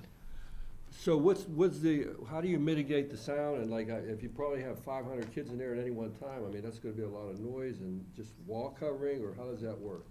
There's some acoustical considerations certainly within that space, but I think the thought of it being a terrazzo floored space with your workhorse rectangular tables with 12 students per table is likely what you will not see or what we do not envision for that space. You certainly will have some of those larger capacity tables, but the opportunity as you go towards the auditorium, we're envisioning some other soft seating opportunities or smaller seatings that also help to address some of those sound and also kind of disperse that student body throughout that cafeteria during that lunch period, as opposed to have them congregated as you're experiencing, I think, like in the existing Chambersburg Middle School South, the existing South building, you have those two seating areas that are kind of concrete block and glass boxes that those students are in, and they're low ceilings, and that's where you see a lot of that, I think, proliferation of that sound during those lunch periods. Okay, thank you. So we have acoustical engineer on staff that's going to help us through that. And then the other idea is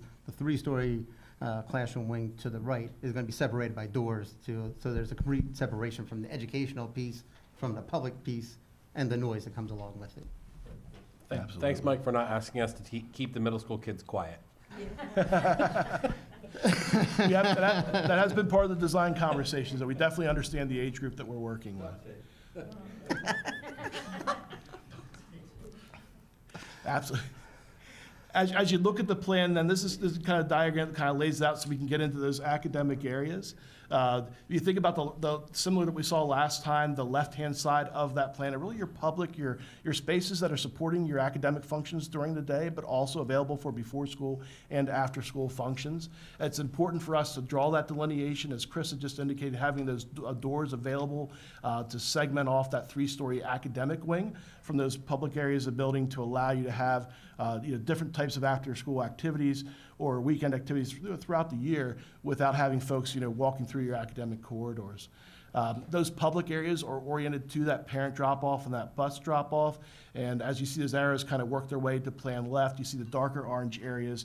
Hopefully those are your athletic areas of the building. So you have a full-size competition gymnasium, a field house, if you will, associated with some locker rooms. You have another gymnasium type space called we're calling a multi-purpose room with likely maybe a synthetic type flooring system in there. And then you also have, we're calling a fitness studio at the end of that multi-purpose gym that looks out upon the artificial turf field. And that's where your cardio and weight type equipment would be, and some other open areas for students and PE classes to operate. So that kind of rounds out that public side.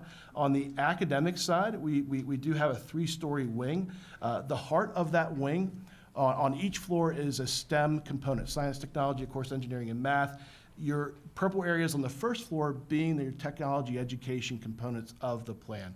We have some business classrooms and some labs, and a lab shown inboard adjacent to that cafeteria space, again, outside of those lunch hours. That space can be leveraged for those programs. And then we also have some of those purple labs and shops on the right-hand side that leverage that exterior openness and views, and also just the courtyard opportunities that can be developed between the classroom wings.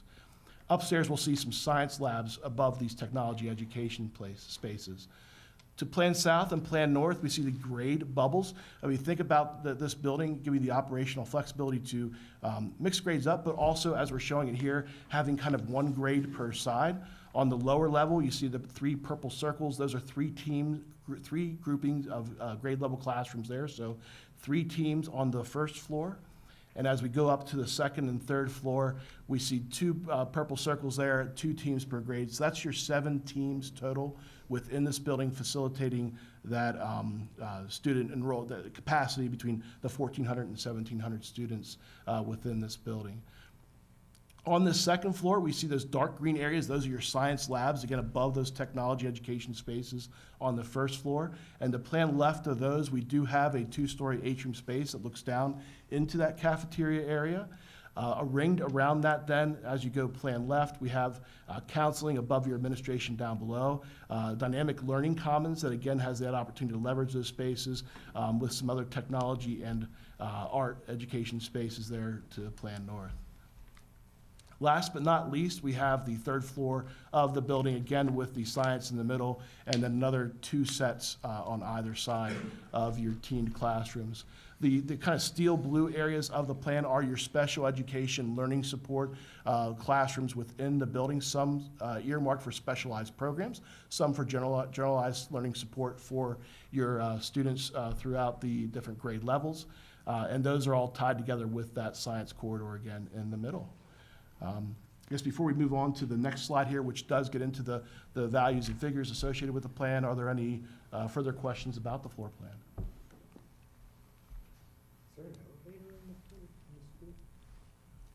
Oh. Is there an elevator in the school? Absolutely. If you don't mind, I will answer that because there are elevators within the building. I did not identify those at this small scale, but right now there are 2 elevators, basically one for either grade level grouping on either end of the plan. So elevators along with ample vertical circulation via stairwells are what we are planning to get up and down throughout this building. Thank you. Okay, so as we talked about in the beginning, I'd like to come back and, put some metrics to the building. But just to reiterate what Dr. Long said in the very beginning is when we started back in April, we had about 260,000 square feet in this project. By November, we were up to 265, and then after we had that meeting with the faculty, it ballooned up to like 279. We're taking all the ideas, trying to put them together. It takes us a while to get it efficient and get it organized. So we are back down to about 267,000 square feet now. So looking at the first piece at the top, we call the footprint, try to measure the quality of space. So we have program space, we have a little over 177,000 square feet. That's educational space for the students. There's a certain grossing factor that we like to stay between when you add stuff like bathrooms, corridors, other square footage to the building. PDE used to have a number of 1.58. That if you went over 1.58, you had to justify why your support spaces were getting bigger.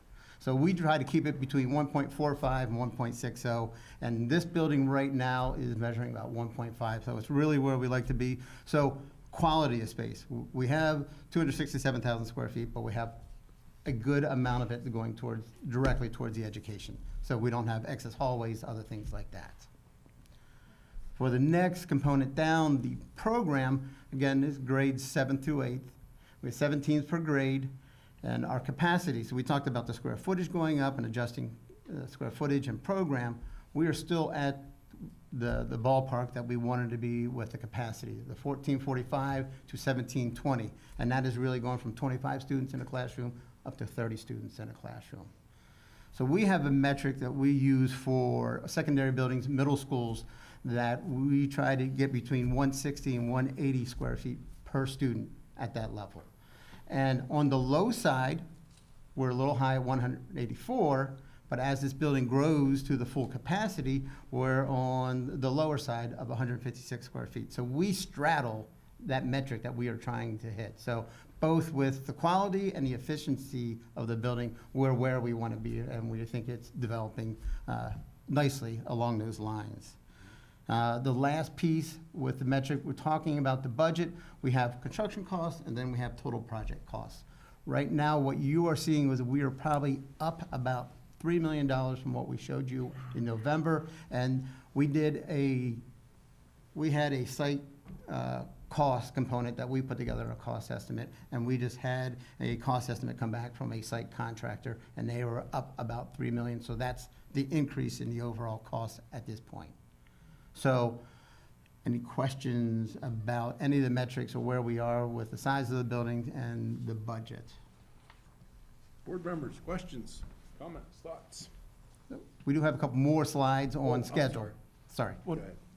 But if there's anything on that. Next immediate steps, immediately we are meeting with the borough tomorrow to talk about our code plans, our code interpretation. The borough has been great to work with. They've been very proactive and very supportive. We're also having our second round of meetings, starting our second round of meetings with the faculty tomorrow after our borough meeting. But as we go through February, March, we meet with our steering committee every 2 to 3 weeks, and we will have additional faculty meetings and the other components up there that we'll get all of our other engineers involved in as we develop it. So those are immediate next steps. Our larger calendar are looking out to kind of the end game. Our next completion date for a milestone is design development at the end of April, so we're working towards that. At the end of design development, you're required to have Act 34 hearing through the PA school code. So in general, we're anticipating sometime in July for that. We'll fine tune that with you. That is, a board action to approve the Act 34 booklet, so that's where you'll get involved again in the development of this project. And then as we move into construction documents, we are looking to have the construction documents done by the end of September, and then we're going to have about a month of quality control where we send the drawings to you to review, and we have our own in-house quality control process. So we will have our drawings ready for bidding at the end of October, but there's kind of the building portion of it, and then there's the land development portion of it. So right now, we're bracketing that we think that we should get land development approval by the end of December.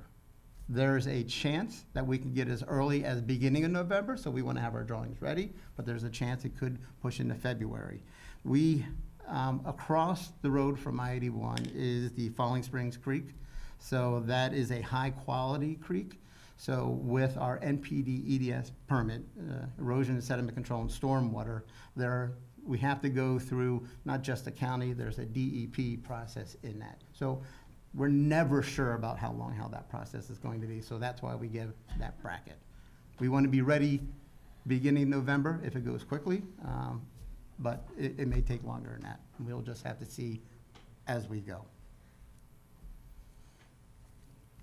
So that was our speed reading for tonight. So any questions? Board members?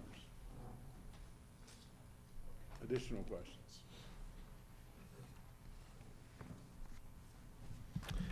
Yeah, I have a question. I'm assuming there's some type of building automation system that's built into the building. Have we given any thought to having any kind of dashboard in the lobby or in the public space where students and the public could learn about how that all works? I've been in buildings where they do this, and it's educational. Yep. I think it's in the direction of STEM to some extent. Right. But that system is monitoring our energy use, right? It's optimizing our scheduling, and so I'm just curious to know if there's a way to do that. Is that something Sure. that might be that might be a question for Dr. Long and Mr. Varner and next step. But how do we do that? I think it's the perfect discussion at this point because getting into your building systems and how you monitor them, up to this point through schematic design, we really have a narrative laying out what those systems are. Now we're going to get into the nitty-gritty of those systems, so we can pull some information together and pull some ideas together for that. But we love that idea. Yeah. Cool. Well, kind of knowing what your aspirations are for your students after they leave 7th and 8th grade and moving on in their secondary education, maybe with that technology education piece, not aiming down a back corridor, but being front and center in the heart of your building, that might be a great opportunity to have a dashboard like that to kind of support and maybe get some students interested in those sorts of aspects of professional life. I wanted to make sure I understood that on the construction costs, that range was the turf fields and the grass fields, that was part of that range, whether that would be completed or not? Or? The development of the site and the building itself and that one artificial turf field, as we had presented the original concept back with you beginning of summer last spring, those are part of that construction cost. The track, the bleachers, and any additional artificial turf fields that you may want to pursue with this project would be ad alternates. So they would be in addition to that, or if the dollar amount, the final bids came within that range, it would give you that opportunity to pull those levers, so to speak, after bid day and move forward with that additional site development. But from a site planning standpoint and what we've shown the borough so far, and as we go into those approval processes, we really need to show the full site build out, and that's what we're sharing with you this evening, just so you understand how the opportunity there for your full site. So it does not include the track? Does not include the track. Only a turf field and only grass practice? That's correct. And the full site development.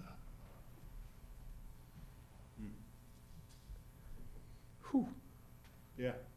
Should we know what, we should know what kind of costs we're looking at if we add that, right? That's what it'll be. Whether it happens. It'll be an ad alternate. Yeah, That's what you're saying. and we Yeah. can give you those estimates for those ad alternates. Okay.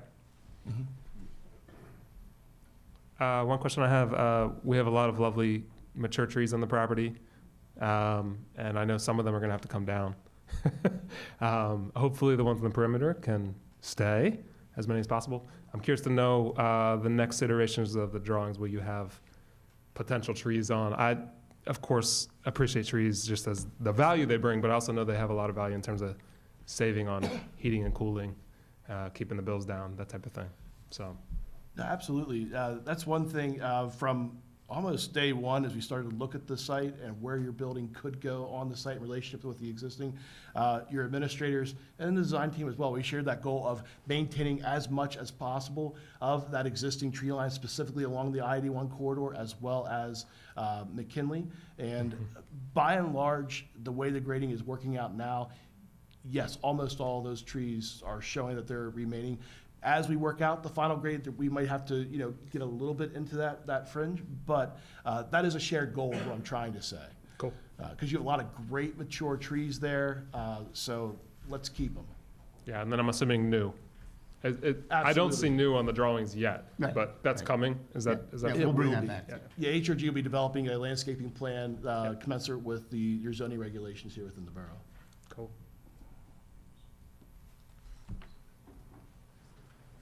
Other questions? Thank you. Thank you. Appreciate your gentlemen. time. Thank you. Thank you. Make it 1:15. Okay.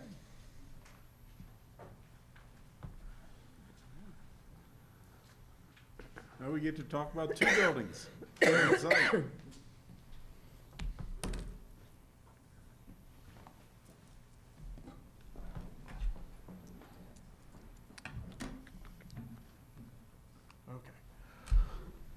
Thanks for having us. I'm Anthony Colstock. We have Sean Dowdy and Nicole Niles, also from Crabtree Rural. So I'm going to give you an update on the Green Village campus.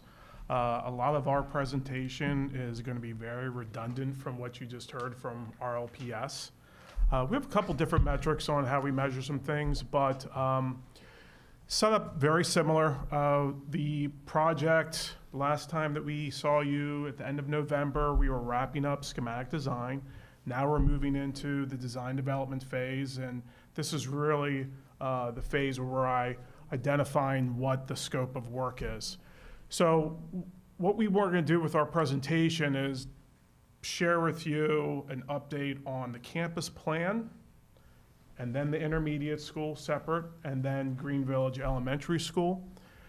Then we have the cost estimate that we're going to share with you for both of the projects. I know a lot of times when we give these presentations, the first thing that people want to turn to is the cost estimate. So I'm just going to share that number with you right now. So we are looking at a range of $174 million to $179 million. Further in the presentation, I'll give an explanation as to why we have that range and what does it mean. And then we'll talk about our next steps and the project schedule.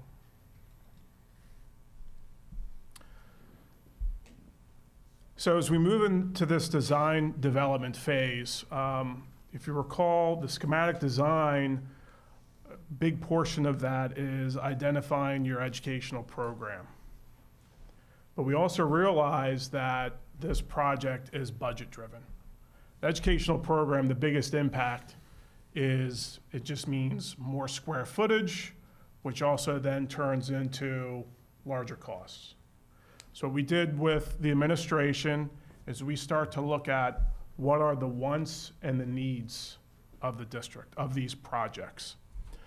So we went through this effort to identify those spaces that are needed for the educational program, and are there some spaces that are more of a want that we can include as an add alternate to the project to help keep costs down. So this checklist that we have, these are just some of the big picture items that we're looking at in the design development phase. So that verification of the educational program and your budget, that is very critical for these next steps. Because we don't want to have to do all this work and then come back later on and have significant changes, because then we lose time in the design. We're also at that phase where we're going to start meeting with more individuals from the administration. Tomorrow we have a meeting with intermediate school faculty. We've already had a meeting with elementary school faculty. We had a meeting last week where we had the director of transportation, the director of security. These types of meetings are going to continue as we go through this design development phase, where we're going to bring in our consultants, and we're going to be looking at getting some more input from more members of your district and administration. So for the site development, our civil engineer, KCI, their big task that they had to do was the traffic study and the impact of the highway occupancy permit, which is the critical path of this project, because highway occupancy permit could take up to 1 year. It has to be reviewed at the state level. It will be a condition of land development approval from the local municipality. So we really want to get a jump start on what is PennDOT going to want to see with this campus plan. So if you recall from our previous presentations, going left to right at the top of the page, that is State Route 11, and then on the right side, headed north and south, that is 997. The design, we wanted to make sure that there was a separation of parent drop-off, parent traffic from the bus and the vans. So you kind of see it faintly, but this left driveway on the plan, which has the blue outline, this is where we were proposing the bus drop-off and the bus entrance into the campus off of State Road 11. And where you see the blue arrows at the intermediate school, which is the larger footprint on the north end, that would be the bus drop-off where students would enter into 2 entrances. And then at the elementary school, you'll see a purple entrance, purple arrow, which would be the entrance for all the students at one location, but the bus drop-off would be on that south end of that driveway. Then off of 11 and 997, that driveway represents the parent drop-off and where faculty would be coming in and visitors. And you'll see the 3 academic wings. Each of the academic wings holds a grade level. And at those red arrows is where the administration for each of those grade levels would be located, and where the parent riders would be dropped off into those driveways. So this was our original plan. We felt that it worked really well with keeping that separation of parents from bus riders. The parking requirements meet what the local municipality is requiring. We also managed to include some multi-purpose fields. We have plenty of area left over for stormwater management. We also considered evening events at both of the schools and making sure that there was ample parking for an evening event and again into the intermediate school or into the elementary school. So the next step was to have the civil engineer do a traffic study, and based upon best practices and what they would expect the requirements of PennDOT for the HOP, they provided some recommendations. What they found is that the traffic light at 997 and Route 11, that the distance from that intersection to these two driveways are pretty close. And it's not conducive to have two more traffic lights at each of those driveways, but rather one traffic light. And best practice is that traffic light should be for the buses that are making left-hand turns onto 997, from 11 onto the campus. So what their recommendation is that the east driveway on the right-hand side on 11 is that there would be no traffic signal, and you could have a right into the campus and a right out of the campus, and you could have a left into the campus, but not a left out. So for parents leaving, trying to make a left-hand turn onto Route 11, it would be very difficult. It'd be very challenging, it'd be dangerous. So the suggestion is to take those parents trying to get onto 11 and then merge them in with the bus traffic in the intersection on the west-hand side of the campus, where there would be signalization, so the buses could make a left in and a left out, and parents could also make a left in and a left out.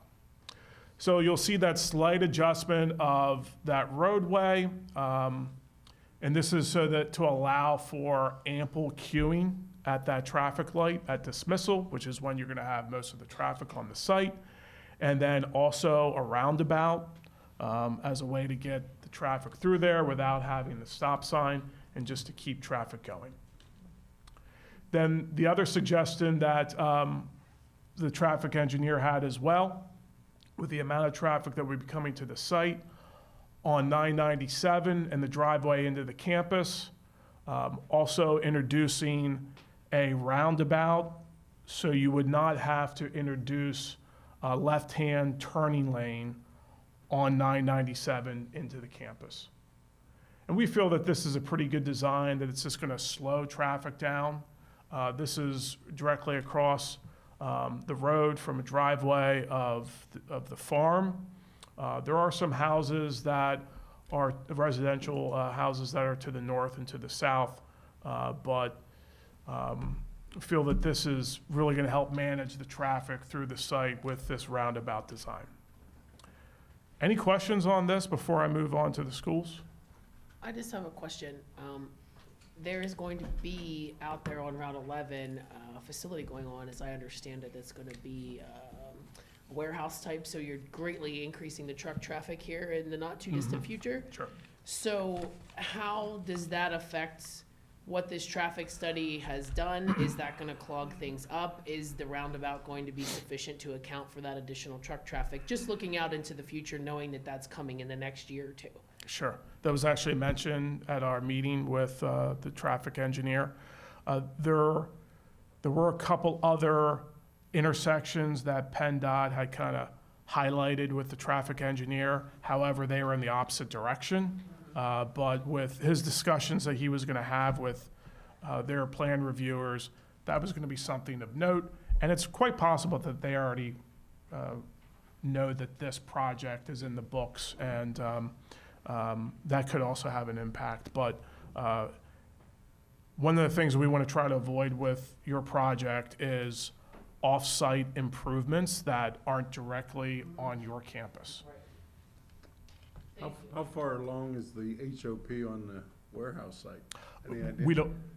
We don't know that. Might depend on who gets to the plate first. Sure. Yep.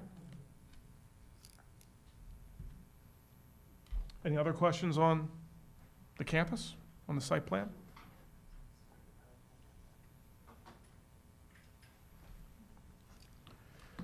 So a couple of revisions with the floor plan for the intermediate school. If you recall, each of the academic wings, similar to your middle school design, we are trying to keep that separation of the public large box assembly spaces on the north end, and then all the academic spaces in those wings to the south that Each of the academic wings can be closed off from the main street that is going to the left and to the right.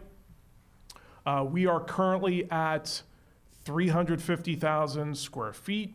From our study, we made some assumptions about your educational program, and we were calculating about 330,000 square feet based on those assumptions of your ed program. When you had us move forward with this design and we did that educational program development, there was about 20,000 extra square feet that was built into the design.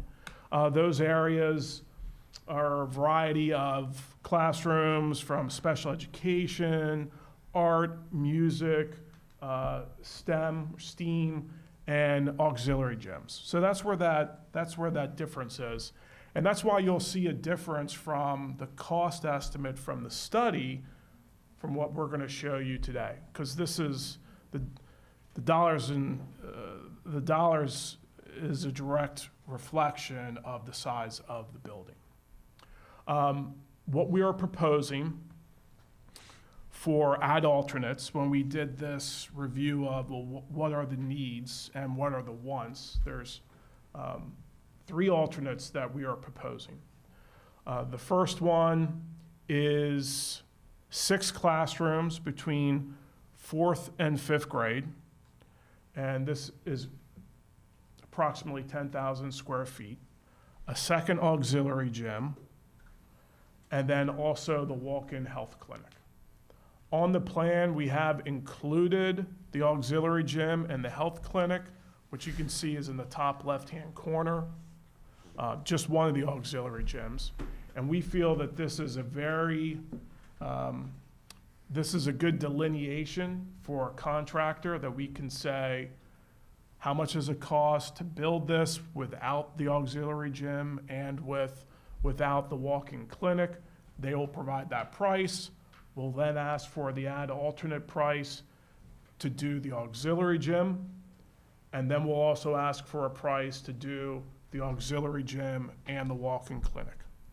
So our understanding of those 2 spaces, the auxiliary gym would be the priority, and more than likely, you would do the auxiliary gym before you would do the walk-in clinic. The academic wings are each 3 stories. The main level of the school happens to be the 2nd floor of the academic wings, so that when you enter into those academic wings, you're either going 1 floor down or 1 floor up. And the classrooms for the 4th and 5th grade, there would be 3 in each academic wing that would be an ad alternate. You kind of see the outline of those classrooms on the academic wings. It's in the middle and on the left-hand side. The academic wings each have 30 classrooms, and for the 4th and 5th grade, they are clustered into teams. So there's 10 groups of 3 classrooms, and then for the 6th grade, which is on the right-hand side, that's 7 groups of 4. One of the other things that we did through this analysis is we also looked at updated projected enrollment, which is very similar to what was shown in the study in 2023. So the highest projected enrollment within the next 5 years is approximately 2,100 students, 4th, 5th, and 6th. So we want to develop a planned capacity. We don't want you to max out this building within 5 years. So we take that highest projected enrollment plus 10% to come up with a planned capacity. So that right now is 2,300 students. So then what we'll do is compare how many classrooms with that planned capacity number. And the way that we arrive at that is understanding what's your max capacity for each classroom. And it's different for your 4th, 5th, and 6th. So it's 26, 28, and 30 students respectively. So then we develop what is that educational capacity if every seat was filled within the building. 90 classrooms, that's 2,520 students. But again, we don't want you to have to operate at 100% capacity. So a rule of thumb the Department of Education has is operating at a 90% utilization rate. So with the base bid, 90% of that capacity would be 2,268 students. So we then compare that to that planned capacity. In this base bid solution, you would be 2 classrooms under your planned capacity, okay? If you add in the alternate for the 6 classrooms, you'll see those numbers. You would then be roughly about 8 classrooms above the planned capacity. But on bid day, depending on what the costs are, you as a board, that will have to be your decision on which way you would want to move forward. Question. Yep. If you don't mind, go back. I'm not following your math there. So the building, the first middle part, building capacity, 2 classrooms under planned capacity. Yep. So we're 2 classrooms under planned capacity. Yes. You add 6 classrooms, now you're 8 classrooms above Yeah, capacity. and it's That's 10 and it's classroom difference. yeah, and it's because of how the capacity for the capacity is different for each of the grade levels. That's why that math doesn't quite. Math. Yes.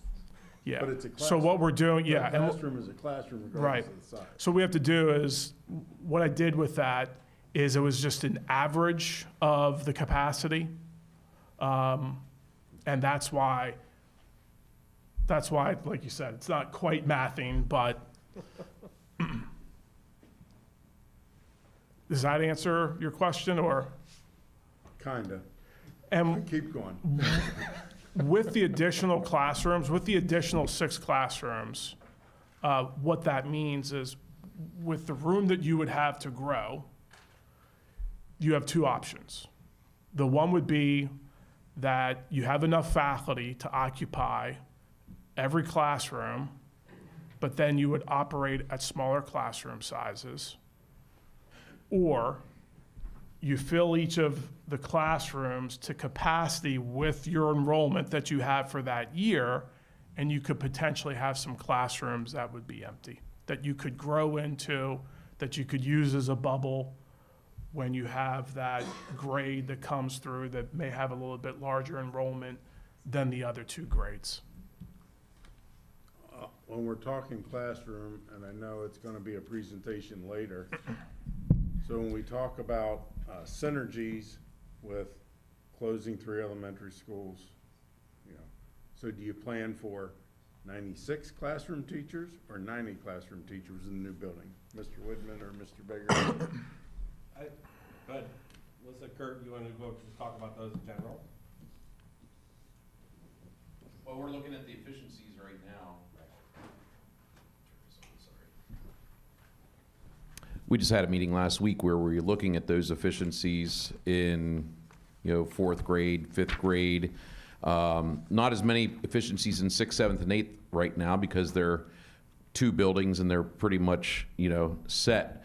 But there are efficiencies in 4th, 5th grade currently where by bringing all of our kids together in one building, currently we have 24 core teachers that we have like in 6th grade per building. So we wouldn't need as many, for 4th grade. Right now I think it's at 31 to 33, Melissa? 33 in 4th grade. So that's some of the efficiencies that we're looking at, if the synergy that you're talking about, Mr. Norcross. Thank you.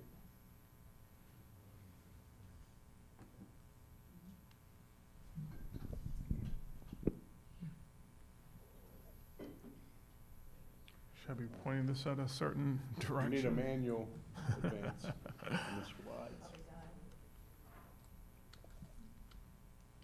Need to call a Mary to get our remote clicker working.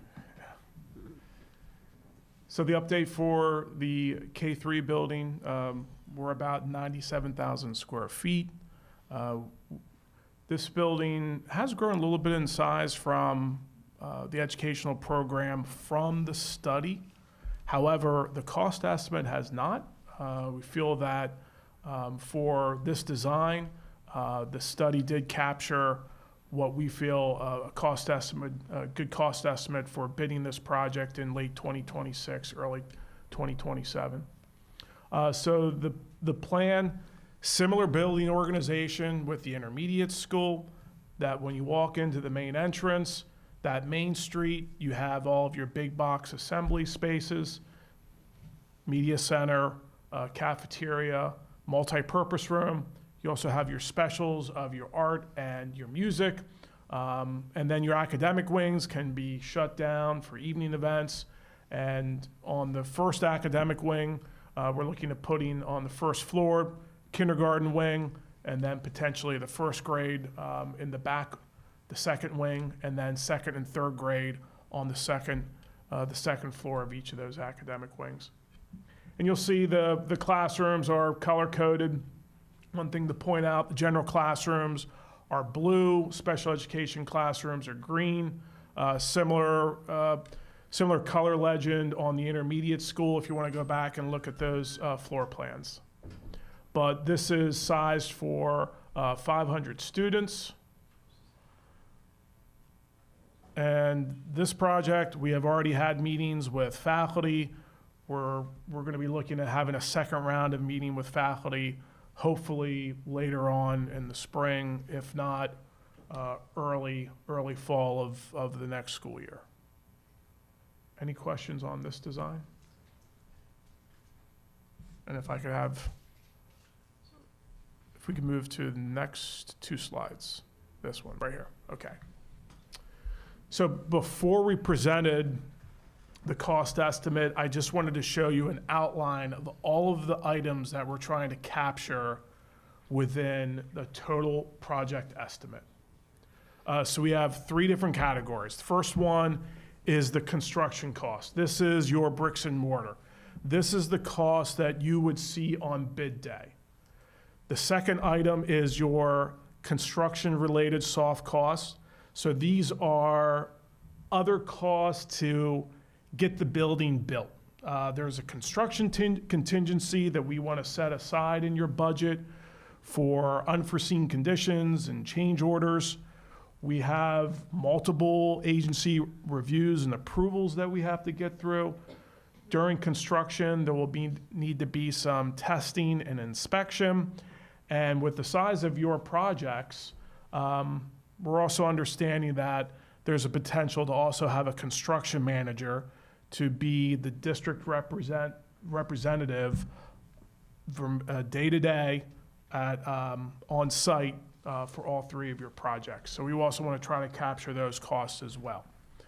The other soft costs are your design professional fees for your consultants and your architect and your civil engineer, all the surveys and studies that need to be done from traffic, the site survey, geotech report, also setting money aside for financing your bond, and then also looking into the future and setting money aside for technology and furniture and equipment. So those are the three components that make up a cost estimate. I also want to note that with these projects, when we publicly bid these, we are recommending and proposing that there would be 5 prime contracts. So you would have a general contractor that's just dealing with the building. You would have a separate site contractor, because this is a very large project for site development, that you'd have a separate site contractor, and then an HVAC contractor, an electrical, and a plumbing contractor. The other thing that we would propose, because we're bidding these projects at the same time, we would bid each project individually. But then we would also give the contractors the option, if they would want to do a combined bid, to give us a lump sum cost for both of the projects, and to potentially capture some economy of scale and potentially reduce the cost. And then on bid day, we'll review that with the administration. Whichever scenario is the lowest cost would be the one that we would recommend that you would move forward with, whether it's individual or whether it's combined. It's quite possible that you could end up with a combined bid for general construction, but then for HVAC, you may have one contractor at the one school and then a different HVAC contractor at the other school. So however the numbers work out best to your advantage with the lowest cost, that's how we would recommend it. Question on pros and cons of separating general and site construction. Mm-hmm. The other ones are normal. That Sure. one is a little off normal script. But pros and cons. For site development of this size, it wouldn't quite be off script that much. The reason why is that the general contractor, if they had the site contractor as the sub, they would just have to include the bond for the site contractor on top, which could potentially increase their cost on bid day. The site contractor wouldn't have to have their own bond on their own contract? Yes, they would. So it's the same but- bond amount, whether it's combined or. But there would be a markup under the general contractor's bid. The other thing it also does is it kind of keeps that separation, that in the event that one may be done before the other one, the general contractor then doesn't have to, for lack of a better term, babysit the site contractor until they're complete with their work. Anthony, the site is all one bid for both buildings. Correct. So that also eliminates that, like, where does the site separate from the intermediate school, from the elementary school? This captures it all under one umbrella so that there is one site contractor for sure doing the whole thing. And the site contractor would they're gonna have a few months of work prior to the general contractor being on site, being ready. So the delineation between where the site contractor work ends and where the general contractor works begins is that the site contractor would have to prepare the building pad. So that they would have to excavate it and grade it. General contractor would come in, then they would do the trenching for the footings and foundations, pour the slab, and then build the building from there. I was anticipating one of your cons might be who's responsible for schedule.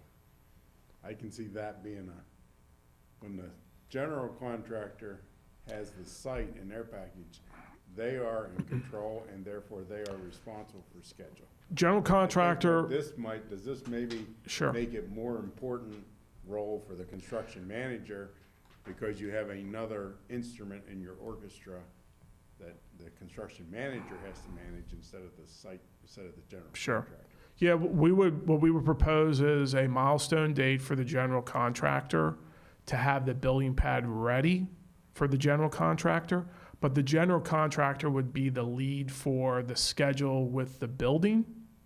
But then for the site development, the site contractor then has somewhat of a different schedule. Still have to be substantially complete by a certain date, but we feel that this separation with a site package this large, it'd be advantageous to separate the two, and we feel there could be some cost savings as well.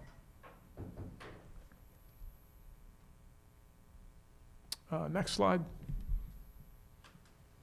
So this is just a summary of the cost estimate for both of the projects.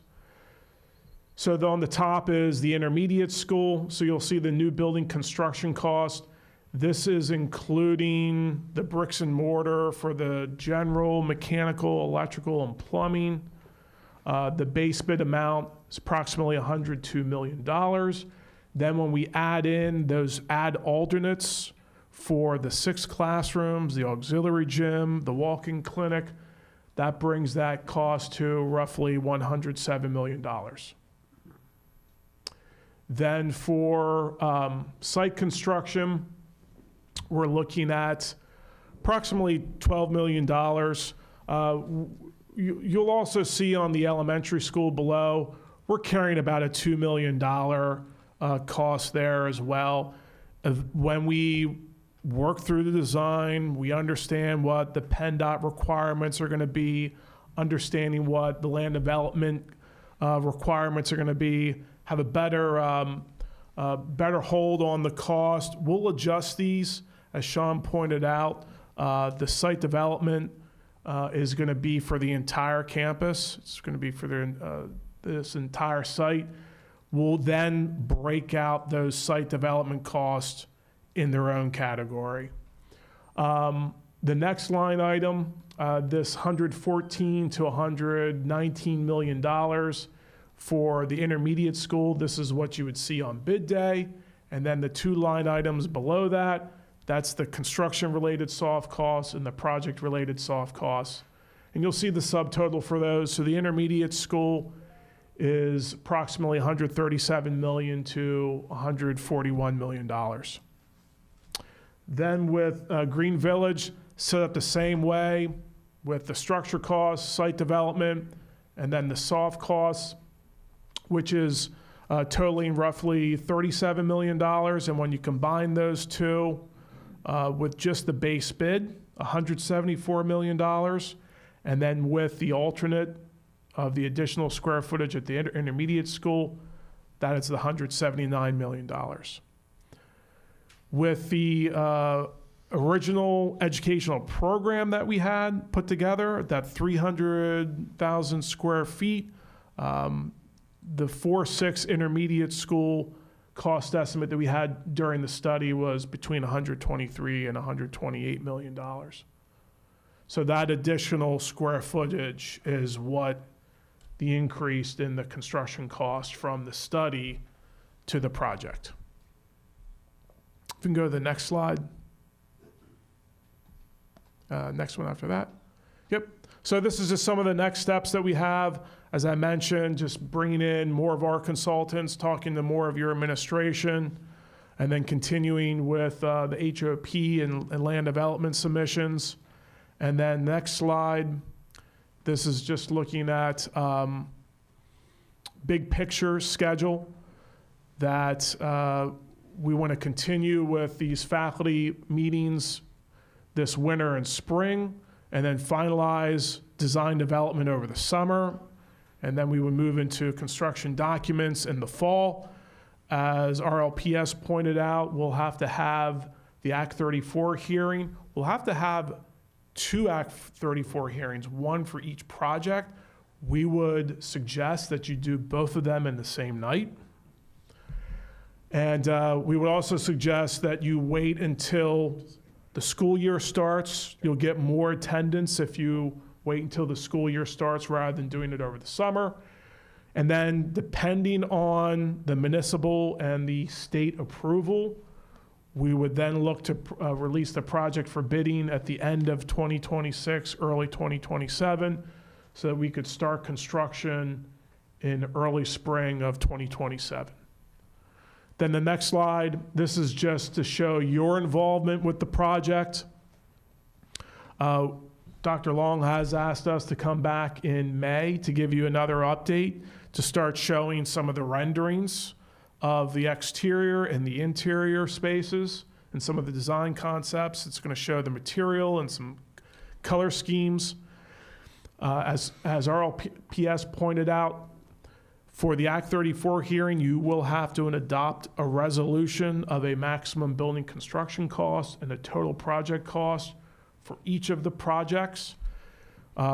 Once you approve that resolution, then roughly about 3 weeks after that, we can have the Act 34 hearing. So this is a community meeting to invite the public to understand the need for the project, how you're going to finance the project, and what are the details of the project. Then In late 2026, we'll ask for your approval to release the project for bid. Once we receive the bids, we'll come back and review the bids, the base bids, and the alternates with you. And then at a future board meeting after that, we would ask you to approve an intent to award with an agreement for those low bid contractors. So I know that was a lot. If you have any questions or the schedule, will, as we get closer to those dates or that time frame, we'll actually have actual dates that we'll share with you. Questions, board members, thoughts, comments?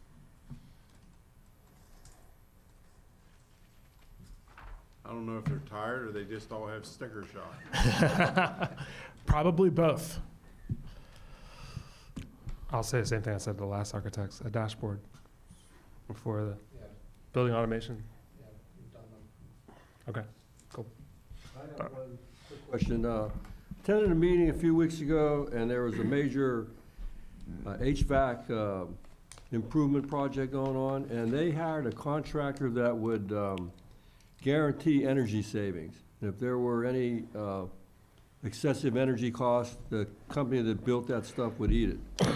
Is that some possibility with the new construction, or is that a different ballgame? We could request our mechanical engineer to put an analysis together on your energy consumption and what some potential savings could be. But what you're speaking of is a Giza project, like an ESCO project. Yeah. Yeah. They have limitations as to the projects they can do for new construction. Right. And it's just mostly limited to renovations. That's what I thought. And only 15% of the project can be new construction. Okay. But our engineers can do something similar with energy cost analysis that's similar to what they do. But I want to point out with those guaranteed energy saving costs that they tell you how to run your systems and the limitations and the parameters and the set points that you have to run it at to realize what those savings would be over that course of 10, 20 years. You're not tied into those types of requirements or restrictions when you go through this type of project with us and our engineers.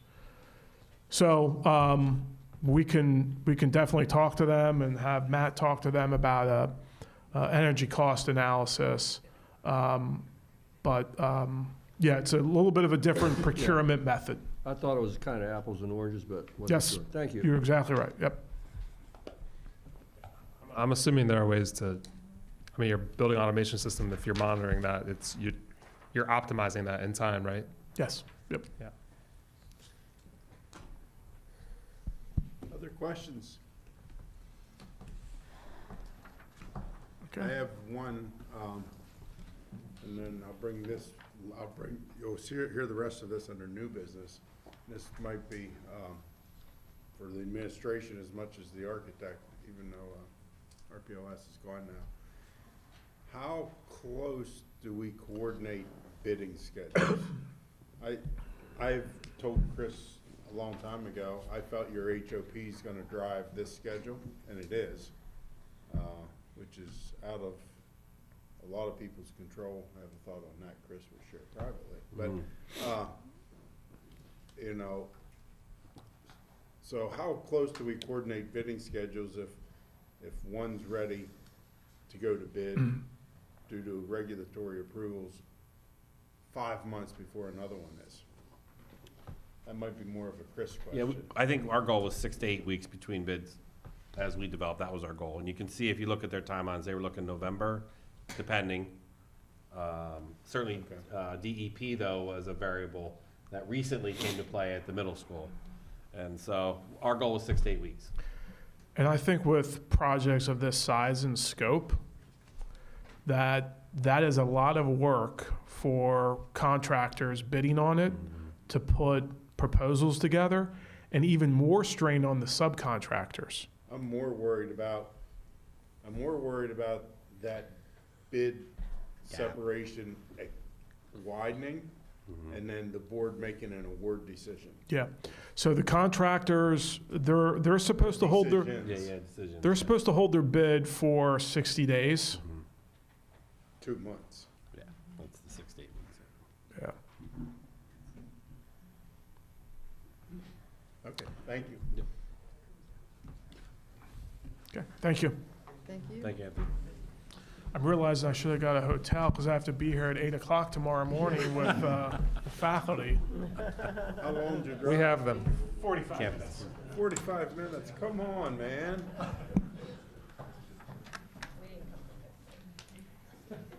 All right, board members, I don't think we have a long agenda to get to the end, but would you like a break, or do you want to just keep chugging through? All right. People have long drives, I guess. Okay, Group 5, consent agenda items, 5.01 through 5.08. First, administration, any of those 7 items or 8 items you would like to make additional comment on, or any comments on? I'm just gonna ask Tammy to talk about the FLC capital project, just how we're funding it from the school district side. So our portion of the FLC project is roughly the project is roughly 7 million. Our portion is 2.9. So our proposal with this item that you would be approving in 2 weeks, we would utilize the assigned fund balance, which we did assign funds at the end of 25-26. I can't talk, it's too late, 24-25 budget. You don't have a long drive, Mrs. I know, but, I know, Your but. drive might be even shorter than Mr. Haydick's. Well, he walks, so Okay. my drive probably, yeah, it's pretty short. We did assign funds at the end of the 24-25 fiscal year for this project, knowing that it was coming up and we didn't have it in the budget, so. Thank you for being patient with my stuttering. That was it. The rest are your. Okay. No, public comment will come next here, eventually. So, board members, if there's any of these items you would like to, well, actually, it's committee of the whole, we're not voting tonight. What am I thinking? I am. Nope. Okay. Board members, any questions on any of the items? All right. 7.01, gifts, grants, donations, administration. Nothing. Hope the list grows. It's a low month for us. Usually it's, yeah, it's a small month. Thought there'd be 300 million for a building on it. Yeah. Okay, board members. All right. Policy and legislation, second reading of policies, administration, any comments, additions? Nope. Board Nope. members, any discussions on second reading policies? Okay, item 10 is privilege of the floor. I will start, as I've always done, with those who have signed in. If you didn't sign in, don't worry, you will still get a chance to talk if you forgot to sign in, because I know there were some that came in later. So, Josh Troutman, did I get that right? Item 4.02? Yes, sir. Up there and grab a mic over there. Drew, can you help him out with the mic?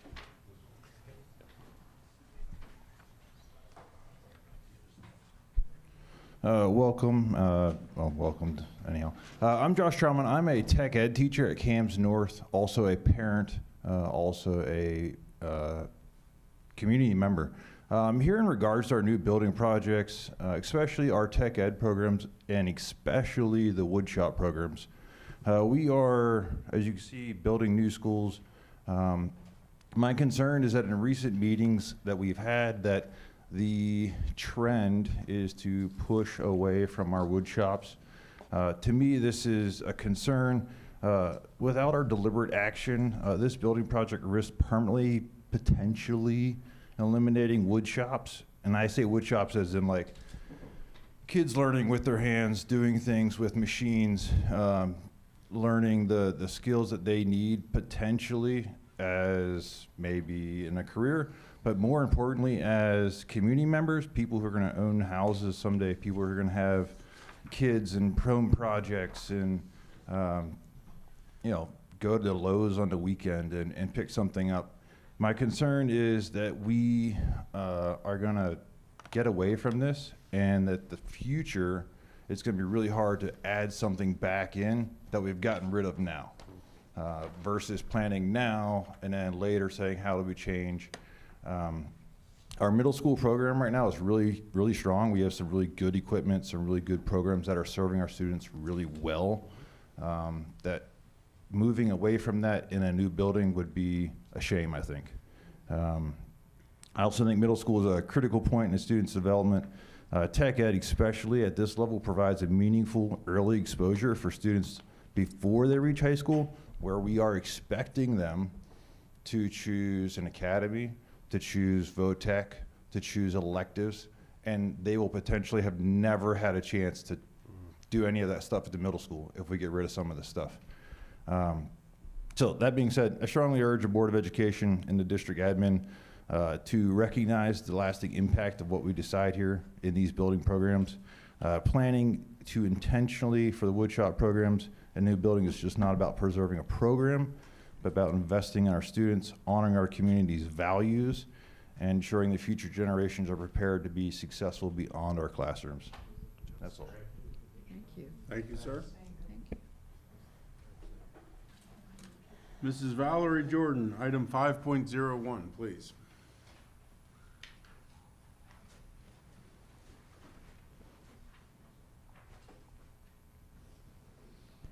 I think I'm going to go off script. Tammy, did I understand you that our school district's portion of the Franklin County Learning Center is going to be paid for with money we saved already? Well, bank. It's money that we have in the bank, Right, basically. okay, so that's good. Because I'm going to scrap this, because I took it down to a number if we had the bond. Now, for everybody's information, when you get your I want to say amateur, your list of 20 years, okay, amortization chart, okay? I'm going to take it down to a number. So it makes sense for everyone. Because the biggest, and I'll say this, we all pay differently in our school tax bills. But let's appreciate our highest taxpayer rate taxpayers here, our corporate taxpayers in an endeavor for our school district, meaning Wellspan is going to be paying the biggest share of this. If it's the most, if it's the company that pays the most to the school district, if you're following me. I know what, and I'll figure mine out, and I'll figure somebody else's out. I'll be fair, and so it doesn't scare the community. And I think with the wood shop, it may be liability. I know they've done away with it in other school districts because of liability, and that's a shame, but they're doing away with it. They did away with it in New Jersey a long time ago. My son and daughter had cooking class. Mrs. Jordan, please direct your comments to Okay. the school board, please. Well, Be respectful of our audience. sure. Thank you. Well, I can look out in the audience too, Ed. They did away with cooking and sewing in 8th grade in High Bridge Middle School. I mean, that was years ago. So I feel for the kids. There's technical schools, and I don't know. I don't know what to tell the community here. But I know I'm going to put it down to a dollar amount for that it makes sense for the community, not to scare the community. I did this back in New Jersey. Thank you. Thank you. Okay, other members of the audience who would like to make public comment, now would be your time, and just ask you, please provide your name, since I don't know who you are, and it will help us with our public record minutes. My name is William Lake. I'm a parent, professional in the community. I'm a realtor for Coldwell Banker. I also go into multiple schools, Hereford County, Glen Elch Country School. I oversee the wastewater and water treatment at Mount St. Mary's University. So I respect everything that everybody's doing here, and the plans for the new buildings is absolutely phenomenal. However, I'm here on a different situation, and it is involving kind of the K through 3rd grade that Mr. Henson has spoke about, because, now let me try to get my bearings, because frustration does get me a little bit, given how hard it is to, and close to my heart, the situation, okay? I'll say it like this. My daughter, she's a speed reader. She has 3 music albums, makes over $3 grand a month playing Minecraft on a computer. She can read a 300-page novel in 3 days. I promise you she's at the top level of a lot of your education and students. And unfortunately, that's very unfortunate that we're only going to look at them at kindergarten through 3rd grade on their reading abilities. Because my daughter came here from Big Spring. Now, I got full custody back in the beginning of the summer because unfortunately her mother was not a mother. You know, it happens.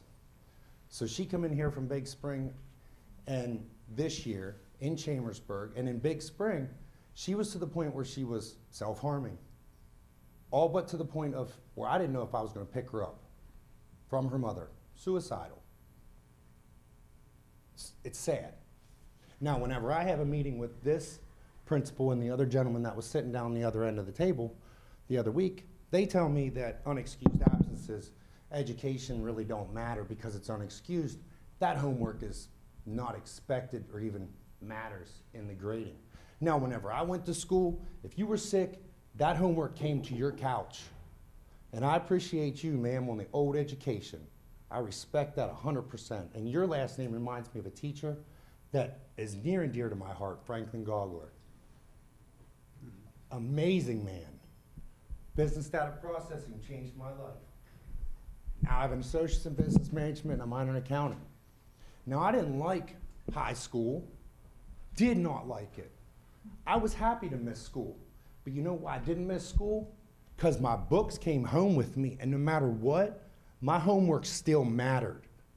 So when my daughter is upset because, well, I'm busy.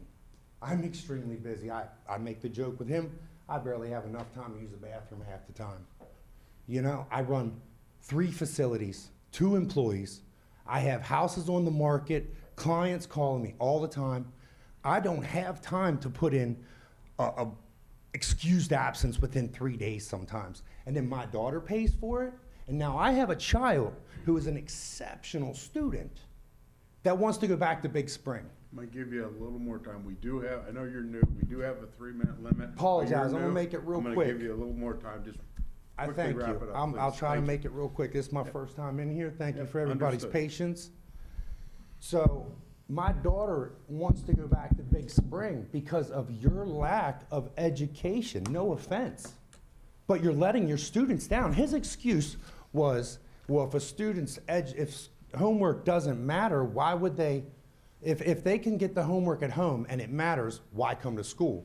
Well, you have to go to school to figure out what your homework is because you're still going to fail it. And if your attendance matters and your homework matters, even if you take it home, then you're going to be at school.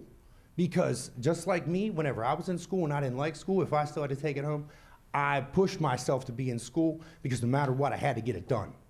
So even if it's unexcused, it should still be counted. So if we're going to push kindergarten through 3rd grade and push $1 million on that plan, well, you need to push it kindergarten through 12th grade and stop letting your students down. Because his excuse is saying the school is accepting the ability to let the students down. Thank you. Please let the students let themselves down. This unexcused stuff needs to change. My daughter is losing it. Thank you. And other students are too. Hispanic students, does the percentage, let me ask you this one question. Is this district? I think we have a does it couple other have a members of score? the audience who would like to speak, so if you could I just, just have one question. Does this district have a score based on how many people fail per year? Because if they do, that score has to matter more than it does. thank you. Other members of the audience who wish to make a public comment?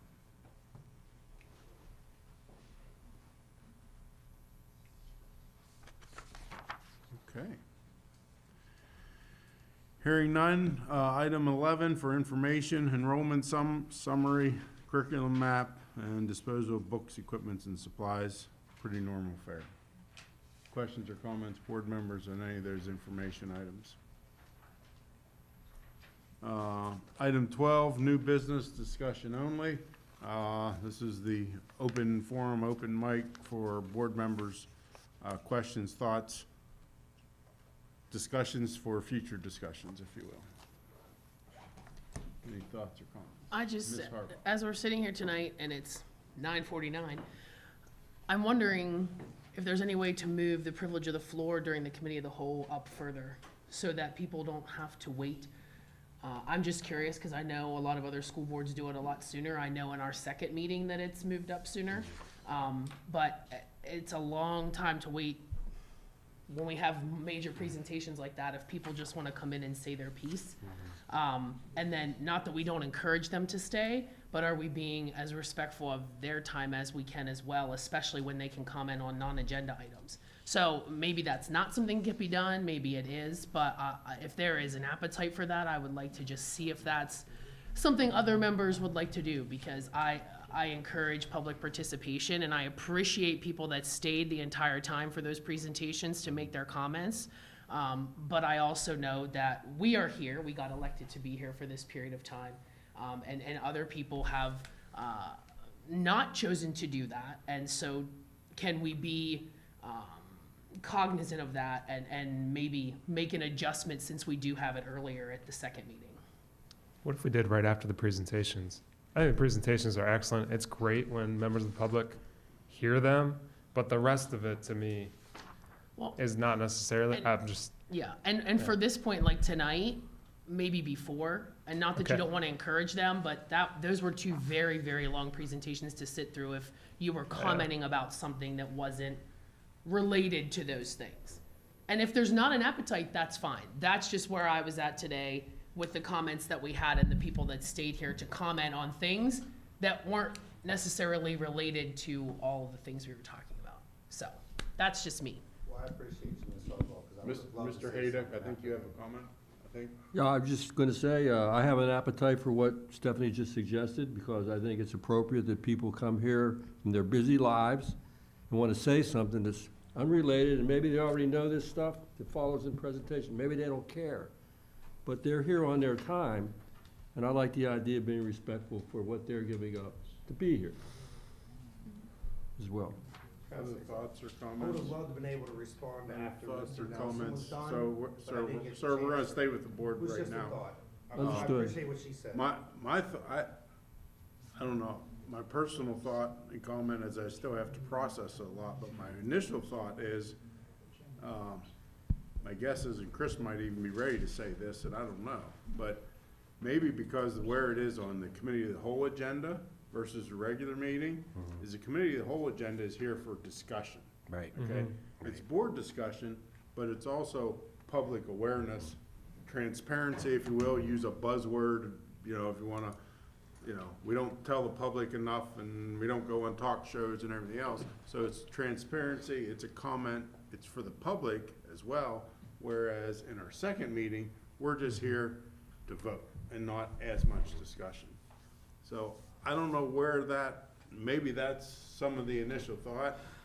I can go either way on it, but, you know, yes, they're long presentations, but by golly, I think they're pretty good presentations, and I think the more people that can hear them, the better off everyone is. Mr. Bigger. Yeah, I mean, you have a two-step process, so if you agree to want to talk about it later, we would agree to go to the next step and have a more full discussion. I will tell you, the intent of that was to make sure people did hear conversations, because it answers most of their questions when it is related. But I think your point's valid. At any time, you can amend the agenda, when you approve the agenda at the beginning. If you would notice a lot of people in the room, you might want to move it for that meeting, but maybe not permanently. That's a good idea. So that's a strategy you could use, but that's for the next discussion, if you want to choose to go there. Yeah, but don't forget, we have the opportunity, I say in the audience. Yeah. They might be doing laundry, or doing dishes, Sure, and they sure. can listen to this stuff on, So, on right, YouTube, right. So Yeah.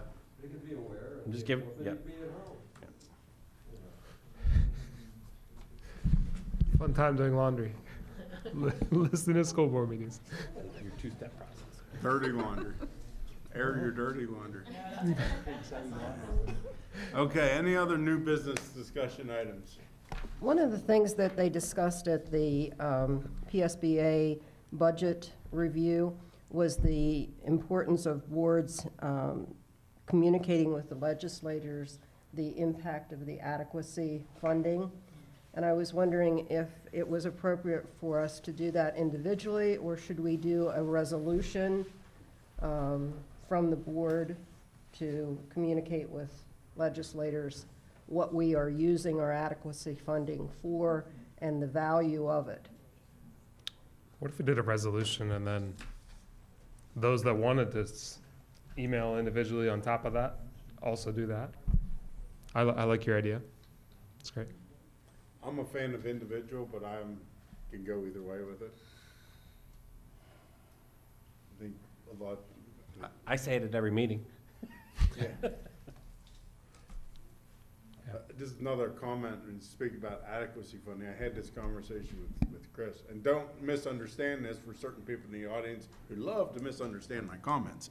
But anyway, adequacy money is very nice, and we're gonna take every penny of it we can get. So don't get me wrong with my comments here. But it's, the issue with adequacy funding, additional money, is one of the reasons we get it are not good reasons. Oh, absolutely. Okay? The primary drivers for adequacy funding are poverty and what was the other one? Just needy students in general, students. poverty, yep, So- demographics, yep. Whereas the adequacy funding is great and we'll take every penny we can get, we'd all rather have less needy students and less poverty in our district. So it's and to that point, I'll take every penny of it we can get and would always love more. But my concern with adequacy funding is, now Chris explained to me it is a law, so it's probably not gonna go away, or it's really difficult for it to go away. But eventually, I'm afraid it's gonna get less and less and less. And one of my rationales for this, right, there's haves and there's have-nots. Right now, we're one of the have school districts, but there's other school districts who are have-nots.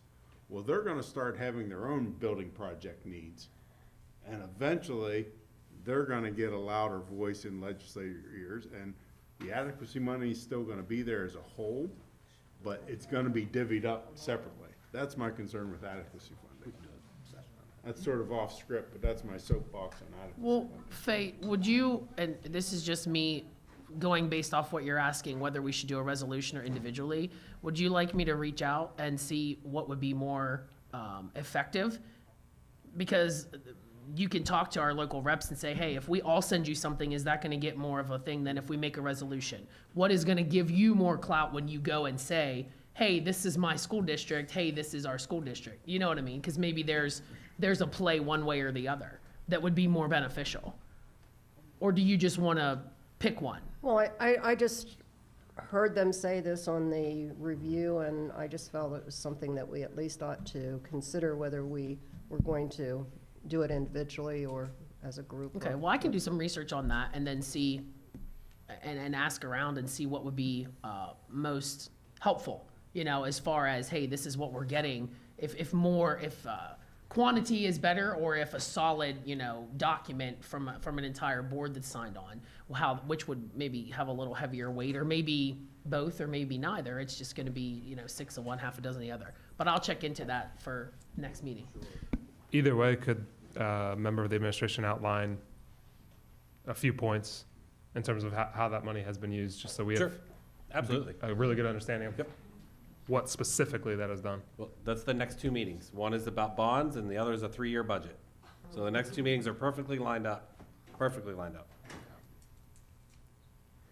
I just want to confirm Stephanie's comment for you that we're bringing it back to another meeting on the public comment, or not bringing it back to another meeting, because we usually do a 2-step process there, so.